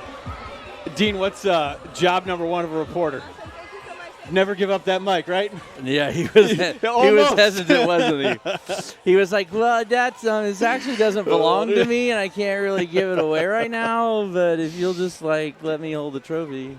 I thought it was a good giveaway, microphone for the trophy. It's a good deal. Yeah, I think it's all right. I mean, you're getting a whole lot of size back. Trading up. First touch of the second half for James Island was fumbled. And here comes Tyler Gibbs wheeling his way shy of the 20.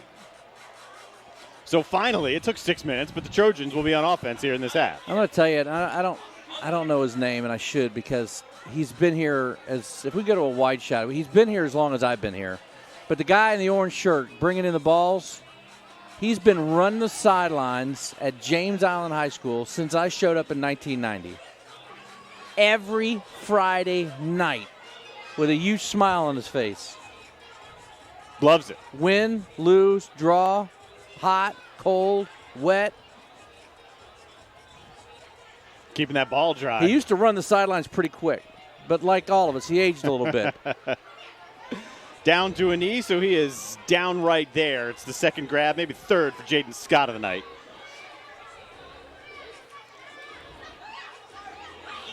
Darby trying to have a very close conversation with Will Shealy. May not be necessary in a 42-0 game. Haven't really thrown the ball over the middle maybe but once, and that was in and out of the hands and an interception for West Ashley. Yeah, the passes for both sides have largely been little screens. Maybe that's why. Man, does DQ Vincent take a shot. That's the one that hurts the arm. Yeah, that was, he was in Jordan full E. motion. Williams.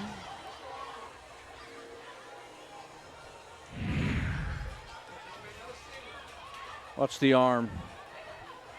Yeah, when you have that sudden stop of motion. And then 260 falling on the arm. Yeah, that's Jordan Williams, 6 foot. We have him a sophomore? I got him as junior. I was told pregame that in a couple of years with the freshman and sophomore they've got coming up through this West Ashley program that it will be a state contender. Well, that wasn't hyperbole. It was a straight shooting. Their freshman sophomore class is really, really good. And almost all of them are playing on JV, and their numbers are decent enough. Get there. Oh, just out of Hamilton's reach. They've got some juniors, plenty of them, on their JV team because they're seniors here that are paving the way for that development. This roster's loaded with. I'll tell you something. You give him some little chance, and it was a great throw. 55 yards in the air, great arc.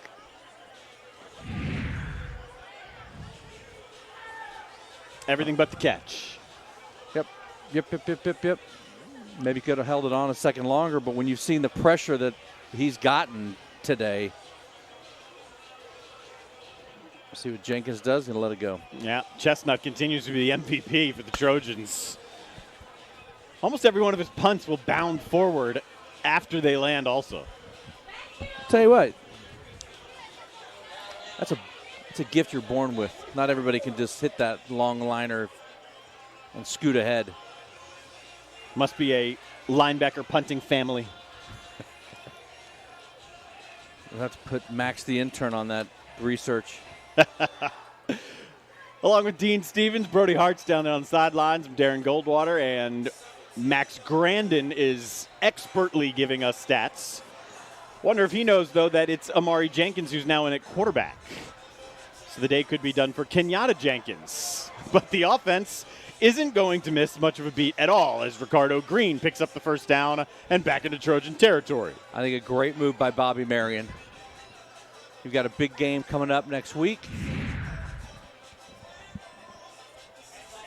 Well, you see that offensive line giving about an 8-yard push upfield on the right side. I mean, it's really been a clinic here for West Ashley. Well, go back. Well, just hold on to the ball. That part is going to be omitted from the next clinic. That part got hung up in like his fullbacks. Yet they still jersey. pick up 4. And that was one of the keys that we talked about early in the game. One of the keys to success here, just ground and pound and just let it go. But they've shown that if they've got to throw the football, they can throw the football. In fact, Kenyatta Jenkins was perfect through the air today. Nice job by the Trojans defense to rally there to the football. Jarrell Jones, the first one there. And it'll be 3rd down.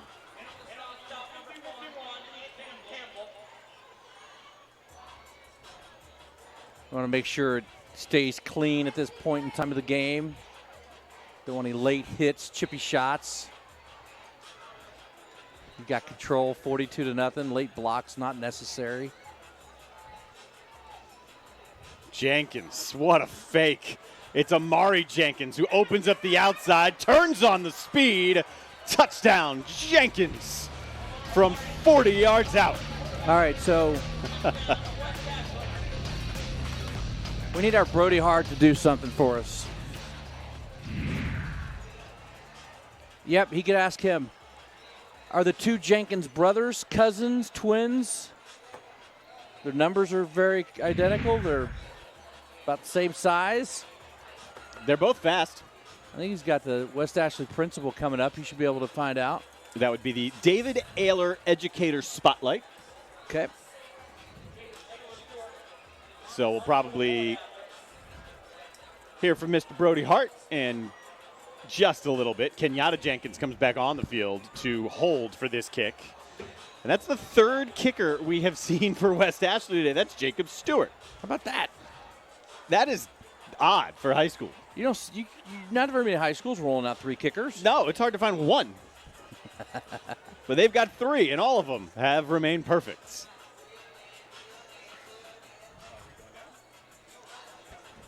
All right, now it's time for our David Ayler Educator Spotlight. So we're going to give you Brody Hart back.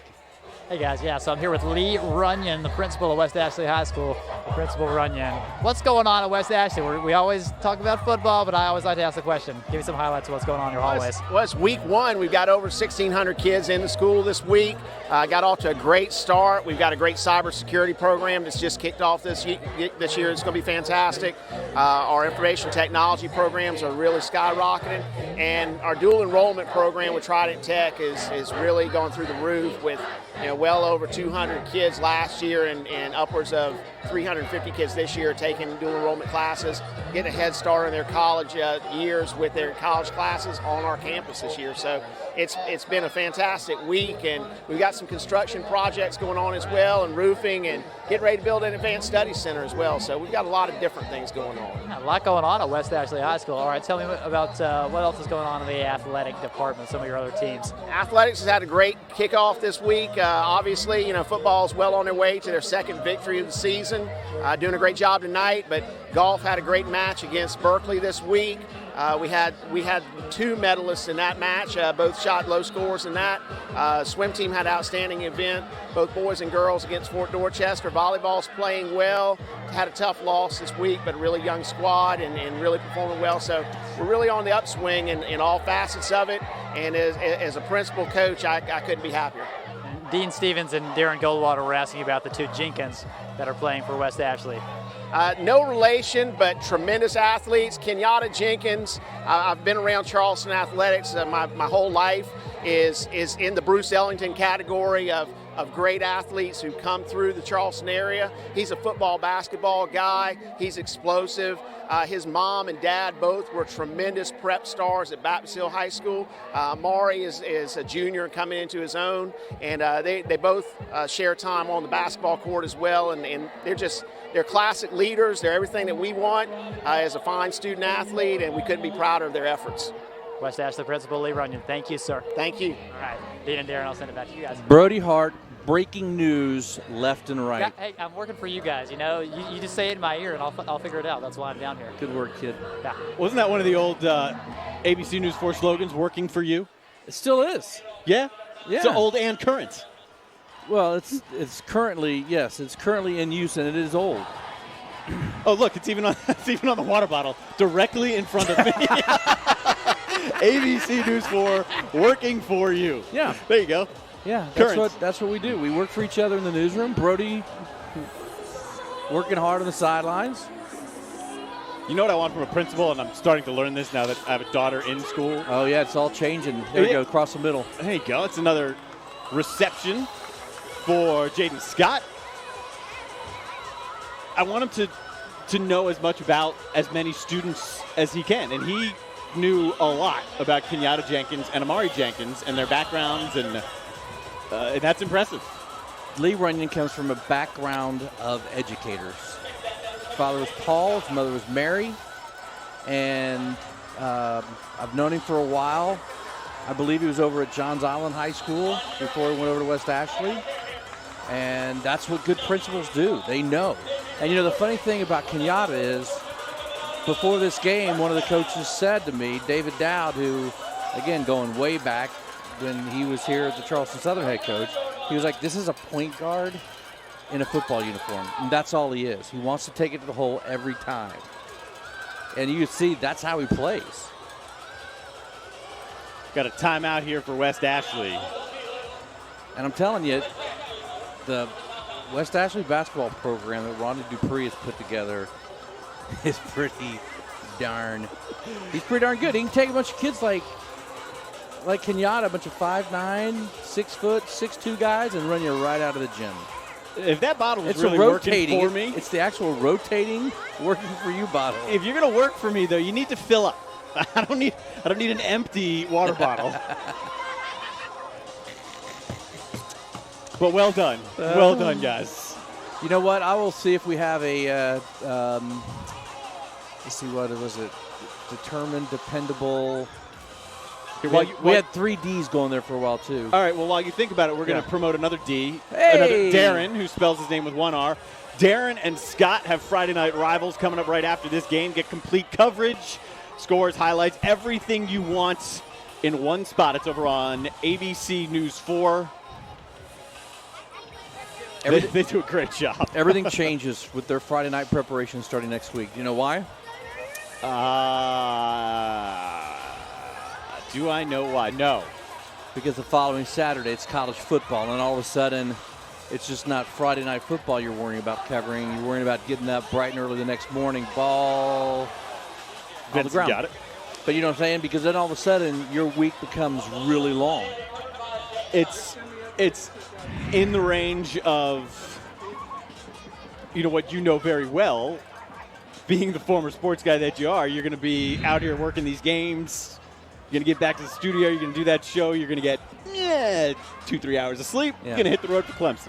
Yeah, that noon Clemson game was always the killer. It's going to be tough getting in and out of Clemson this year, too. They got one of those roads shut down, I believe. Completion good to Kayvon Coker right there. I think in the NFL that would have been a penalty. The new helmet rule in the NFL. Curious to see how that evolves once the regular season comes around. Yeah.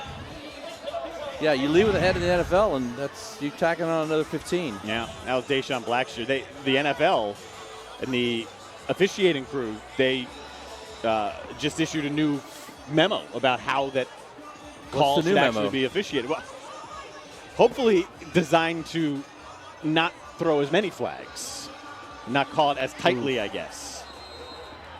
It's the right idea. He had a seam for it. He just led Scott a little bit too much. It'll be 4th down. They don't want to come out. He wants to give it another rip. The we've had this problem for the last couple of years. We worried about what was a catch for the last 2 or 3 years. And now they've moved on to what is a legal hit. 2, 4, 6, 8, 10. I think. Oh, they came after Major Chestnut, and they got there. 1, 2, 3, 5 different guys got in there on Chestnut. 2, 4. We'll give it to Jamar Gethers. They seem like they had 42 guys on the field. That's probably what Major Chestnut felt like also. There were some late substitutions that came in. So, talk about not letting up. West Ashley has come out after leading 28-0 at the half. They get the ball, they drive right down the field and score. Pooch a kick and fall on it, drive down the field and score again. Now they've blocked a punt, and they're going to get the ball inside of the Trojans' 30. Yeah, and I think this is the most challenging part as a football coach and as a leader of young men, right? When you're down 49-0 and we're just heading into the fourth quarter, how do you not lose this team? How do you keep your kids engaged? How do you keep them involved? How do you keep them enthusiastic?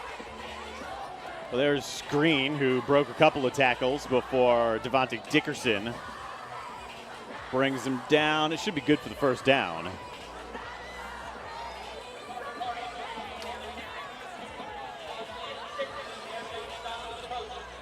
Amari Jenkins continues to run this club, with Kenyatta Jenkins' night likely done, except for holding on extra points. And he's got him back in the judgment-free red zone.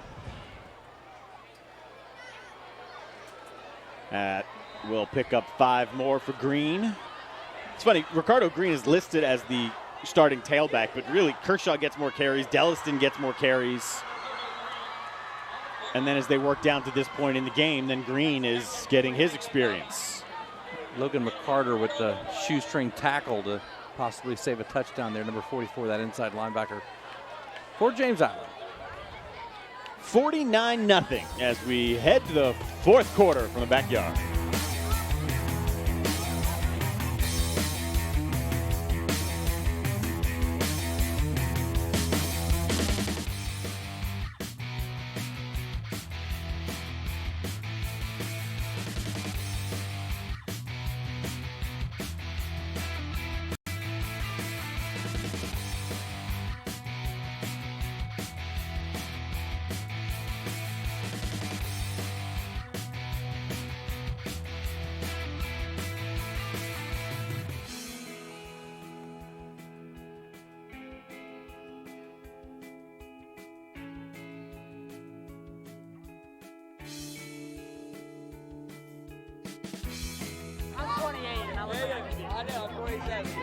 All these kids are gonna be like, what grade are you in? Wade Walker? Yep.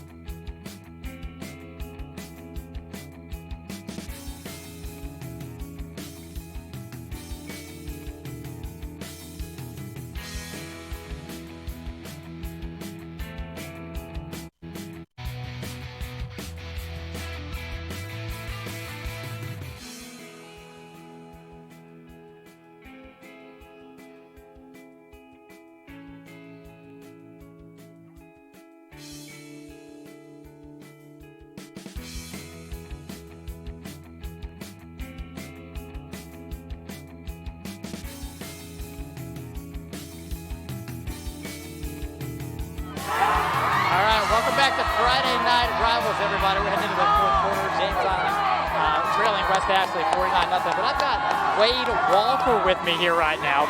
He is a DJ. You've been kind of helping out the student section, getting hyped. So how'd you get into this? I grew up playing music, and my dad's best friend's a phenomenal DJ, so I took lessons at a young age. So I knew growing up that I wanted to be a DJ. And so they reached out to me about performing for the student section of the game, and I grew up in James Island, so I was more than happy to support, my local town.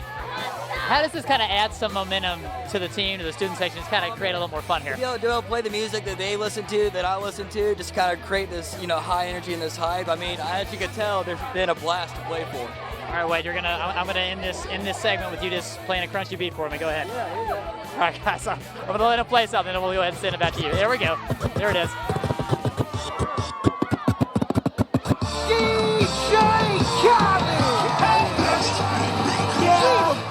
All I do is win, win, win, no matter what. Got money on my mind, I can never get enough. And every time I step up in the building, everybody hands go up. And they stay there, and they stay there, and they stay there. 'Cause all I do is win. You got the scratching in there. You happy now? Yeah, I apologize early in the game. I didn't give DJ Wally the credit that he deserved because I just thought he was like playing it off a Mac. That's what it looked like. Like I was going in playing like some old school Bob Seger or something, you know. But he was popping the switches and like, and then he dropped a little DJ Khaled on us. Wow. So first of all, you just mimicked the spinning, then knew who the DJ was. You know. That's impressive. I'd like to say that I have a diverse collection of music knowledge, which I do, but I also have a 21-year-old and a 16-year-old and a 13-year-old. So, in fact, DJ Khaled, do you not really know who DJ Khaled is? I know, and I know he was in town. Did I just steal your story? Yeah, he was in town. He was in town. He was he took one of those little petty Look at Green, there goes untouched. Oof. Impressive little run. Ricardo Green, not Mazik. He was also in Pitch Perfect 3. I don't know if you had an opportunity to see that yet. I have not, or 2 or 1. Oh, you got to see 1 and 2. Come on, man. It's fine. When little G girl grows up, she's going to go, Daddy, why didn't you let me watch Pitch Perfect? It's not a baseball movie, is it? No, it's not a baseball movie. The odds of me seeing it just went down. Nope. You're a good daddy. You'll do it. We do have a new holder. Statboy Max says it's an a cappella movie. Yes, it is. So DJ Khaled's a big deal in the music world, and he was in town, and I believe he played a private party for the T-Mobile Customer Center. Is that right? Over in North Charleston, yeah. So it was kind of a surprise, kind of a big deal. Pretty cool. So I bet it's not a small expense to get DJ Khaled in town for a private party. Well, I think if you are sponsored or if you have an endorsement deal with T-Mobile, maybe it's part of your $1 million deal or whatever that deal is. All right, I'll give that to you. We don't have any kind of deal like that. No, but we do have Crunching the Numbers, brought to you by Anderson Brothers Bank. So James Island leads the all-time series 10-8, but West Ashley has owned now the last 4, including this one. And this is about to be the most lopsided game in quite some time between these two. I think Ike Allred was realistic coming into this football game and knows what he has. And again, and I hate to keep harping on it, but you got your best player, your most athletic kid on the field, can't really move around too much, and that's your quarterback, and that's a problem. So, limits what they can do. Would they have won this football game? Probably not. Would they have been more competitive? I would say probably. I don't think there's any question about would they be more competitive. That ball's got to get back into the end zone. There it goes. And we've got fireworks going off here. Maybe that is the James Island Yacht Club having their Friday night soiree. I don't know what that is. I know this is our Will Lou Gray stop of the game. And what is it going to be? I thought it was going to be the hit on him. Instead, it's going to be the pick from Amari Jenkins, who's now playing quarterback for the Wildcats. Yeah. Your Will Lou Gray never stop learning stop of the game. Right there. Actually had a couple of options to go with for some of the West Ashley hits. Which one would you have taken? The biggest hit of the day was the Jordan Williams hit on Vincent, I think. Yeah. See, when Vincent gets it out of his hands quickly, I mean, it's a nice, smooth release. That's Eric Rogers picking up about 7. I mean, I hate to sound like just your, run-of-the-mill, color commentary, but he does spin it quite well, doesn't he? He does. When you do your Saturday games with like professional color commentary guys, do they drop that on you? None of us are professionals. Do they? You are. Do they drop that on you? Do they drop but it really spins it well, comes out of his hand well? Every now and then, but I don't think it's used as much as launch angle and exit velocity right now. I think that's ruined baseball, by the way. It's overdoing it. Do you know that in Major League Baseball this year, there's a great possibility there will be more strikeouts than hits across the game of baseball? I did not know then hits, but I knew that pitching was dominating at an all-time level. Yeah. Watch him spin this one. And he's going to pick up a first down in the process. And again, nothing against any other kids on James Island, but Eric Rogers, that kid runs hard. It almost looks like he should have that crossbar on his face mask that goes... Oh, old school, yeah. Old school, like Steve Wooster. Text me, or if you've heard of Steve Wooster, hit me up on the old DM tweet. There we go. Look at that one. Nice tight spiral on target. There you go. R.J. Hamilton is gone. There you go. And he had a very similar play to that in the third quarter where he missed him by about 3 yards. This one he just kind of launched. And the thing I like about it, puts a lot of air under it, right? Not on the line, allowed him to run underneath it, make the play, secure it. And DJ Willy down there is going cray-cray.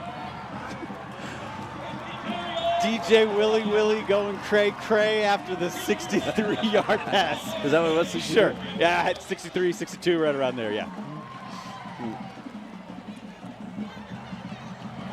Here's Jackson Taylor for the point after. Here you go, kid. And the Trojans are on the board. You know what I do right here? Onside kick. I would absolutely onside kick. Looks off the safety to the right, tosses it up left. There we go. He's got a Bobby Marion's ready to eat his hat. He told me directly the response to what concerns you the most. That quarterback throwing it to 16 deep. I don't want that to happen. Did he say that really? Almost word for word, yes. So it happened. You were up to 55-0 when it did. Doesn't care. No, I don't think he's going to be pleased with it. James Island is and you know what? Tell me. Let's think about the turf toe. If Vincent was a little bit more mobile, yes, he would then have more time to throw the ball because the defense can't just pin their ears back and come after him. Right. So it's not just that you're taking away the element of how his legs could beat you. Right, because they've got 3 good wide receivers. Beecher Brown is good. Kavon Coker's good. No. Jaden Scott's caught a bunch today. today. Jaden Scott's had a couple balls. All right, which way are you going to go? You're going to kick this one left or right? You're going to squib it. Where's your hands, people? You got Jaden Scott. They're not lined up for an onside kick. See, that's why it's a surprise, Darren. Just getting schooled up here. What do we got? Here we go. It's going right. It's going to the top of the screen. Nope. Well, kind of. I'm 0 for 3 today. It did go right. It just also went all the way back to the 10. There you go. Nice tackle. Yeah. Jaden Scott with a nice tackle. There you go. There he was. Didn't we have games last year where it was a running clock? We had one. We may have made it to 2. We had last year, 2 years ago, Pinewood and Northwood. Yeah. And it was 1,000-0 after the half. Yeah. But, yeah, there's a rule. There is an odd high school rule that doesn't come into effect often. But it does relate to a wide margin of victory and second half. All right, congratulations to James Island. They are our Spirit winners. Next week, you have an opportunity to be interactive with the show as well. I believe we're going to Ashley Ridge next week. Yeah? Believe so. Good food over there. They treat us well. Wait, I can look it up. Oh, you're getting deep. I know tonight they're playing Berkeley. Does that help you? Yeah, no. No, they've had a tough start. I mean, they've had 3 pretty good games. Ashley Ridge also is one of the better quarterbacks in the area. Duncan. Yes. Nice stop in the middle. Yeah, but look at that pile move. It's a first down.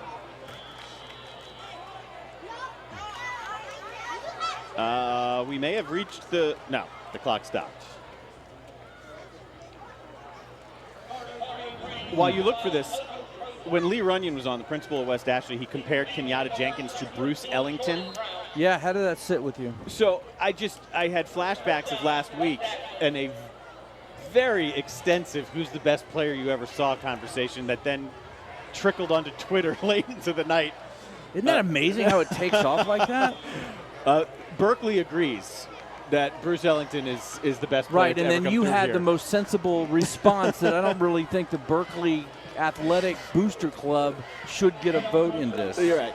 They're not exactly objective. Right? So as soon as I heard Bruce Ellington, I was having flashbacks and I was imagining Scott Eisberg. Just yes, Scotty. We have Stratford at Ashley Ridge next week. All right. Stratford handling Stahl. Wow, so they're going to go to 2-0. Yep. First year under McDaniel, they're going to move to 2-0. Ashley Ridge.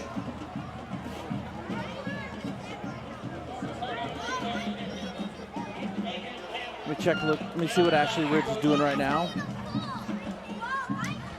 That's West Ashley would be wondering the same thing. As Dean looks for that 53 with the water bottles right there, that is the best offensive lineman for James Island. That is Drayton, who's committed to the Citadel. And you see why he's not playing with his arm in that sling.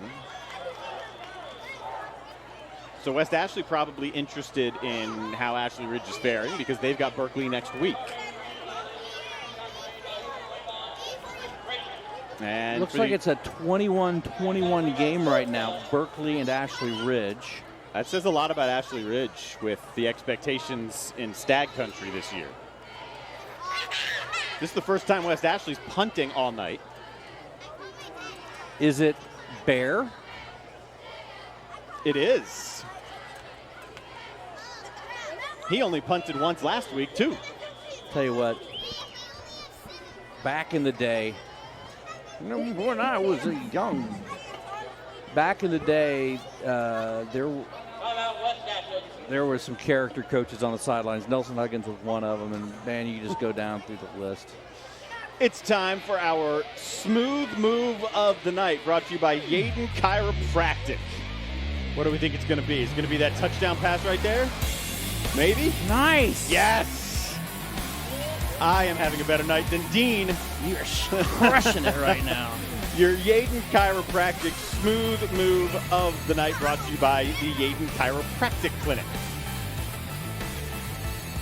Nice ball.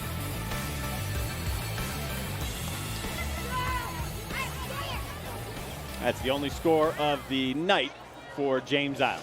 You know who I heard from the other day? I have no idea. No idea. This could go a lot of different ways. I just got a text from a James Island guy who's killing me because it's not a competitive game. Well, come over here. It's always the initials WW, and like, how about cheer on your guys? Jeez Louise. Oh, who I heard from the other day, he's like, who was my favorite player the last couple of years? Do you remember? Your favorite player of the last couple of years? Yeah, you got a break to think about it. I do. That's good. I need lots of breaks to think about most things. Midway through the fourth.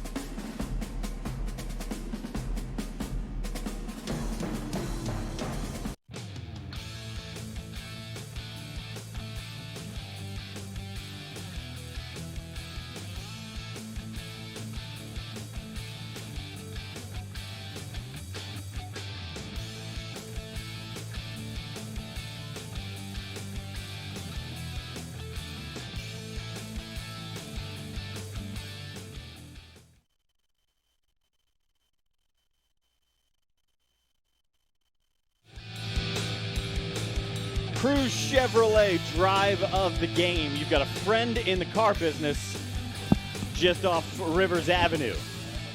I know Nick Case back there in the truck. I know which touchdown this is now because he told me, so it would be cheating. Smooth move. Cruz Chevrolet drive of the game. It's going to be the first touchdown here for West Ashley. And if you remember, they should have had the touchdown right here. This was ruled out of bounds at the 1. Yeah, you got too many guys on the field to miss that. But they got it on the next play. So that's your Cruz Chevrolet drive of the game. Check out our good friends at Cruz Chevrolet on Rivers. All right, see how they handle the next 7 minutes where they're going to run it, chunk it. Well, Vincent bobbled it just a little bit. Got him across the middle. Hey, overshot him. all day. Yep, just a little late on the read. He had him breaking across the middle at about the 40. If he'd have let it loose, he'd had him right open in the gap. But at that point, let the safety come over, and it was kind of let it soar. All right. Favorite player the last couple years? Was it the bus here? No. This is like last year. Last year, I thought he was the best. It was the best player in the field every time we saw him play. DJ Chisholm, Berkeley. No. Raekwon Simmons. Yes. You led that fan club, didn't you? Yes. Because you were trying to help him get recruited because he wasn't getting offers from anybody. Right. And he deserved it. Correct. All right. And so he ends up at Wingate. Right, which I believe is Division II. It is. They're in the South Atlantic Conference. Right. So I hit him up the other day on our platform. Uh-huh. And he is, so we chatted for a little bit. So he is slated to return kicks, return punts, and second string wide receiver behind a fifth-year senior.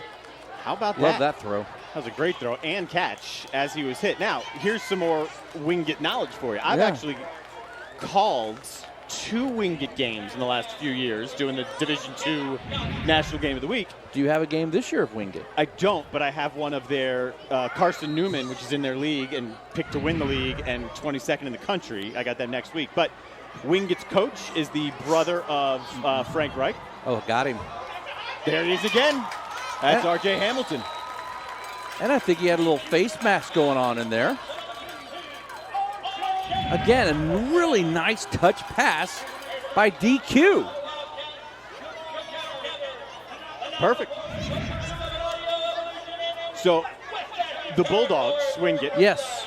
The Eagles offensive coordinator, Frank Reich, who is now the head coach of the Colts, that is Wingate's coach's brother. Wingate's coach's brother is Frank Reich. Yes, and he is a great dude and a good coach. They're typically very good. There we go. Fans, hanging in there. Yeah, fans who aren't just rocking out with the DJ. Zaxby's fans can. Wait, keep that shot up. Look at the lady behind him. Texting? No, the one in the white shirt. She looks scared. She looks like she'd rather be somewhere else. Let's get her some Zaxby's. Maybe a little sweet tea to jack her up at this late hour. Oh, we got a flinch to the left and a flinch to the right. I think it's going to be offsides encroachment. All right, to the defender. Yeah, there you go. 1 for 5. I'm 1 for 5. There you go. You just got to keep working, Dean. It's the struggle for life. Well, I can't wait to see how he develops. Because you look at, and I know I'm jumping the shark here big time, but you look at some of these small, fast slot receivers in the NFL, and they work. They just work. Recently, there have been about 1 or 2 Division II players end up cracking NFL rosters per year. That's kind of where we are right now. Receiver from Limestone is on the Texans roster right now. Yes, had a touchdown catch last week. That's right. I like him a lot, and they like him a lot. Yes, they do. He was very good. I had him last year, too. I do want to read you something I found today on the Twitter. Nice move. Yeah, and if you missed it on the last play, German, who just had that carry, laid out a Wildcat, helping to free R.J. Hamilton after the catch. Good for him. Yeah, so he's playing hard down there. Nick Slow-Mo Case could find that for us.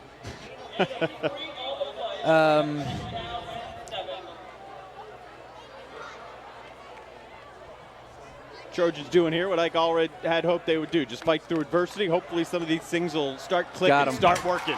Like R.J. Hamilton's second touchdown of the day. He had a nice little pump fake and stuck it back in the. That one needed to be a little bit on the line. They put it on the line. Yep. But you watch him walk down the sidelines, and there is a noticeable kind of like I stubbed my toe feeling. That's his dad giving him the water bottle. Jackson Taylor's point after. And we got a couple of late touchdowns from DQ Vincent and R.J. Hamilton. You gonna read me something? Yeah, I think it was a Florida State quarterback coach. Okay. I was just going through Twitter today, but he sent out this tweet. He said to all the coaches, the players, the parents preparing for those Friday Night Lights, don't forget to take a deep breath and enjoy it. There is nothing better than high school football. Smell the grass, tell your teammates you love them, and let it ride. And I like that today. I like that. I like it a lot. Our very own award-winning Low Country Orthopedics and Sports Medicine. I like them a lot too. They provide the player of the game. Who's it going to be here? It's going to be Kenyatta Jenkins. Get back in the game with fast access to Low Country Orthopedic and Sports Medicine's 5 locations. They're at Somerville, North Charleston, Moncks Corner, and Daniel Island. I think Kenyatta Jenkins deserves it. A couple of passing touchdowns, rushing touchdown. Yeah, had a short night. Set the tone and set it early. And again, you get the advantage that we've seen with Fort Dorchester through all these years. You get your backup quarterback to come in and not get a last 2 minutes of mop-up duty, but a good quarter and a half, a little bit more than that of football. Yep. Hey, by the way, do you know who I want to be when I grow up? Me? I want to be Max, the intern. You know why? Because in 3.5 quarters of football, Max has eaten a cheeseburger. He's drank a Pepsi. He ate some red slushy drink that would have sent us right over the edge. And he just slammed a Snickers. Don't forget the 2 sandwiches that were provided to us in our little catering box down there. You only had 1 in there? Both my boxes had 2. No. There were 2 sandwiches in there. He just made it 1. He's just saying it. So Max is in 8th grade. Max, you got to turn around here. Oh, look, there it is. And you're going to look that way. Max, we're going to need you here. You got to pay attention. You got to look that way. Lean forward. Lean forward. It'll come back to you. They were trying to put you on camera, but you're just busy, talking to eating your dad and stuff Snickers. And eating. Nice move-ups. But yeah, it was nice of you to bring him along, expose him to how the real world of this blood, sweat, and tears. Here you go. Here's your next chance. Come on, Step slide up, on forward. Yeah, you do. You got your red lipstick on from your red slushie. Say, this is Max. Max Grandin right here. Wave. He'll be. He's shy. I don't know. I don't know when he got shy. He's got red lips for radio. Yes.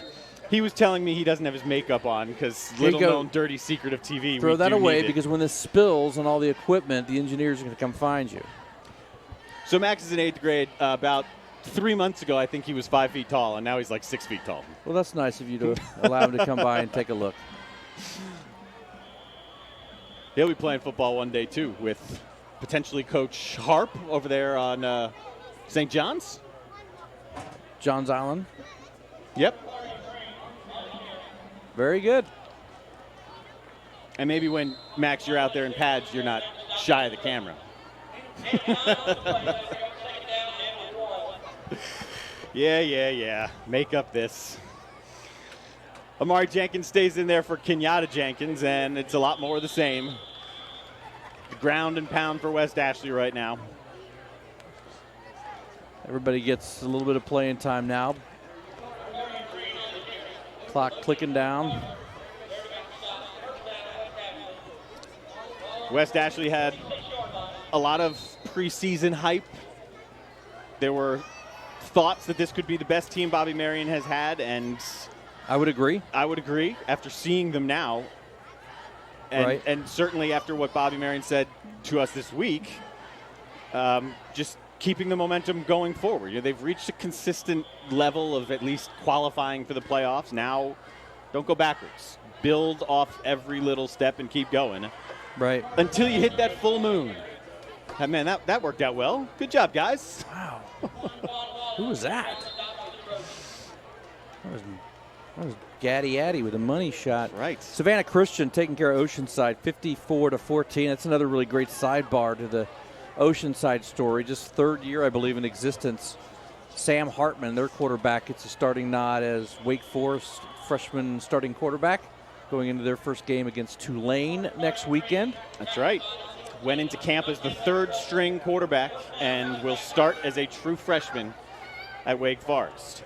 Cane Bay having a time of it against Fort Dorchester right now. Somerville put it on Wando. Nice little bounce back from their loss to Cedar Grove.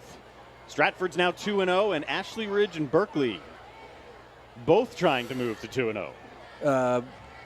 This text from, or the Twitter message from David, Grandpa of High School Sports Shelton, said Ashley Ridge punting around 2 minutes left. Stags will take over the Ashley Ridge 49, chance to win or go to overtime.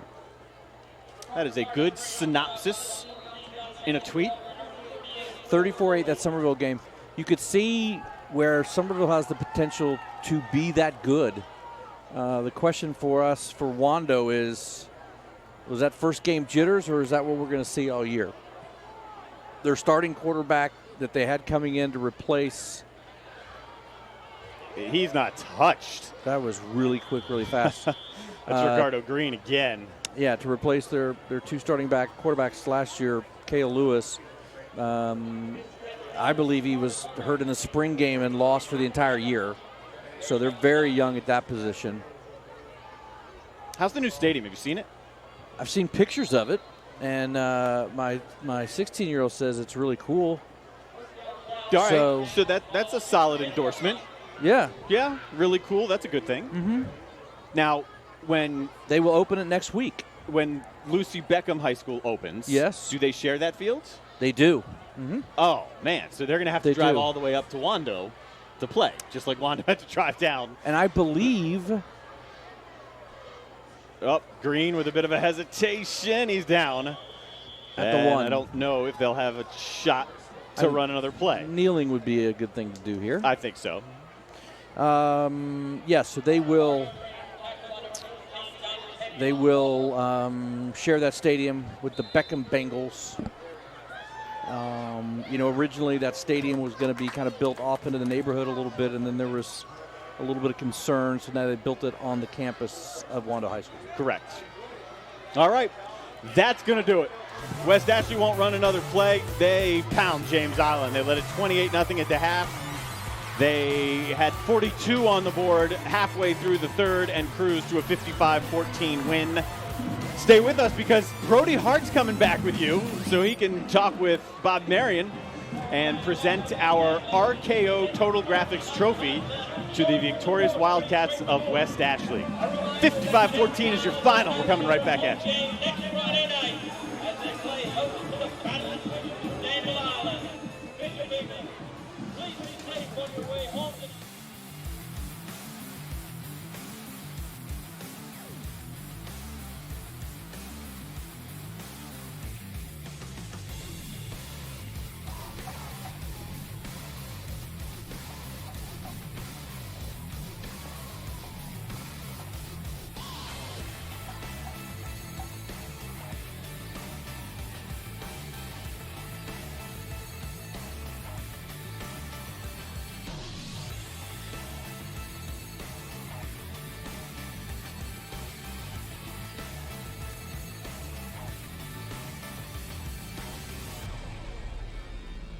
They can come right here. It's fine.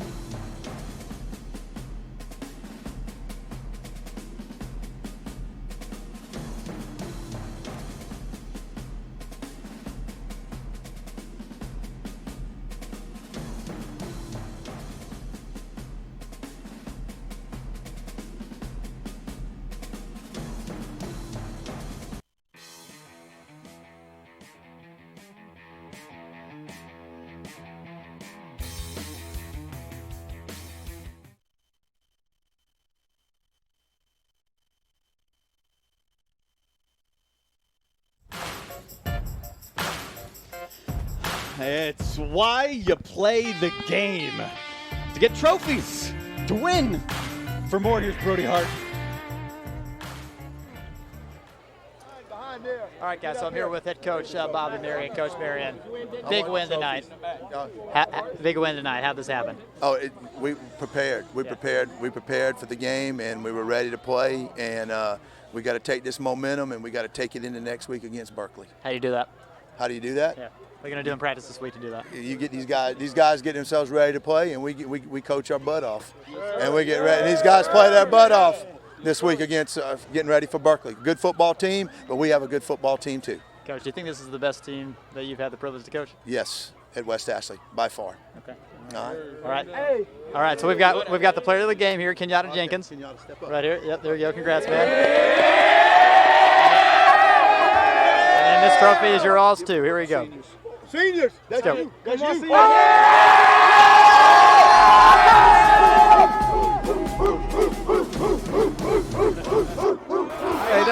doesn't mind being on TV now, does he? No, not when you get to get that trophy.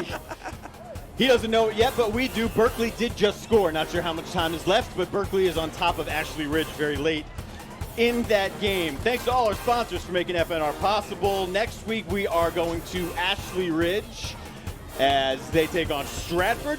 Later tonight, tune in. ABC News 4 at 11 for Friday Night Rivals. That's in about 45 minutes. A complete rundown of all the scores from the Low Country. We'll see you next week. Friday Night Rivals driven by Cruz Chevrolet. So for Dean Stevens, Brody Hart, Max Grandin, the eating stat boy, and all the dancers and DJs. Darren Goldwater. West Ashley looked good tonight. Your final 55-14. Have a good weekend.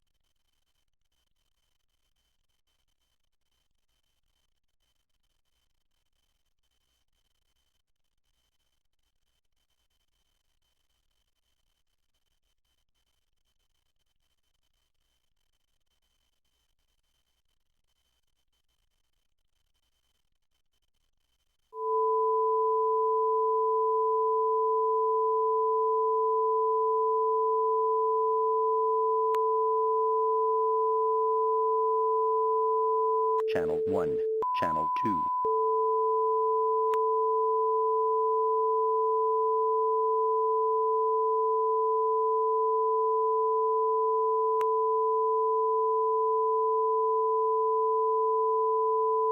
Channel 1, Channel 2.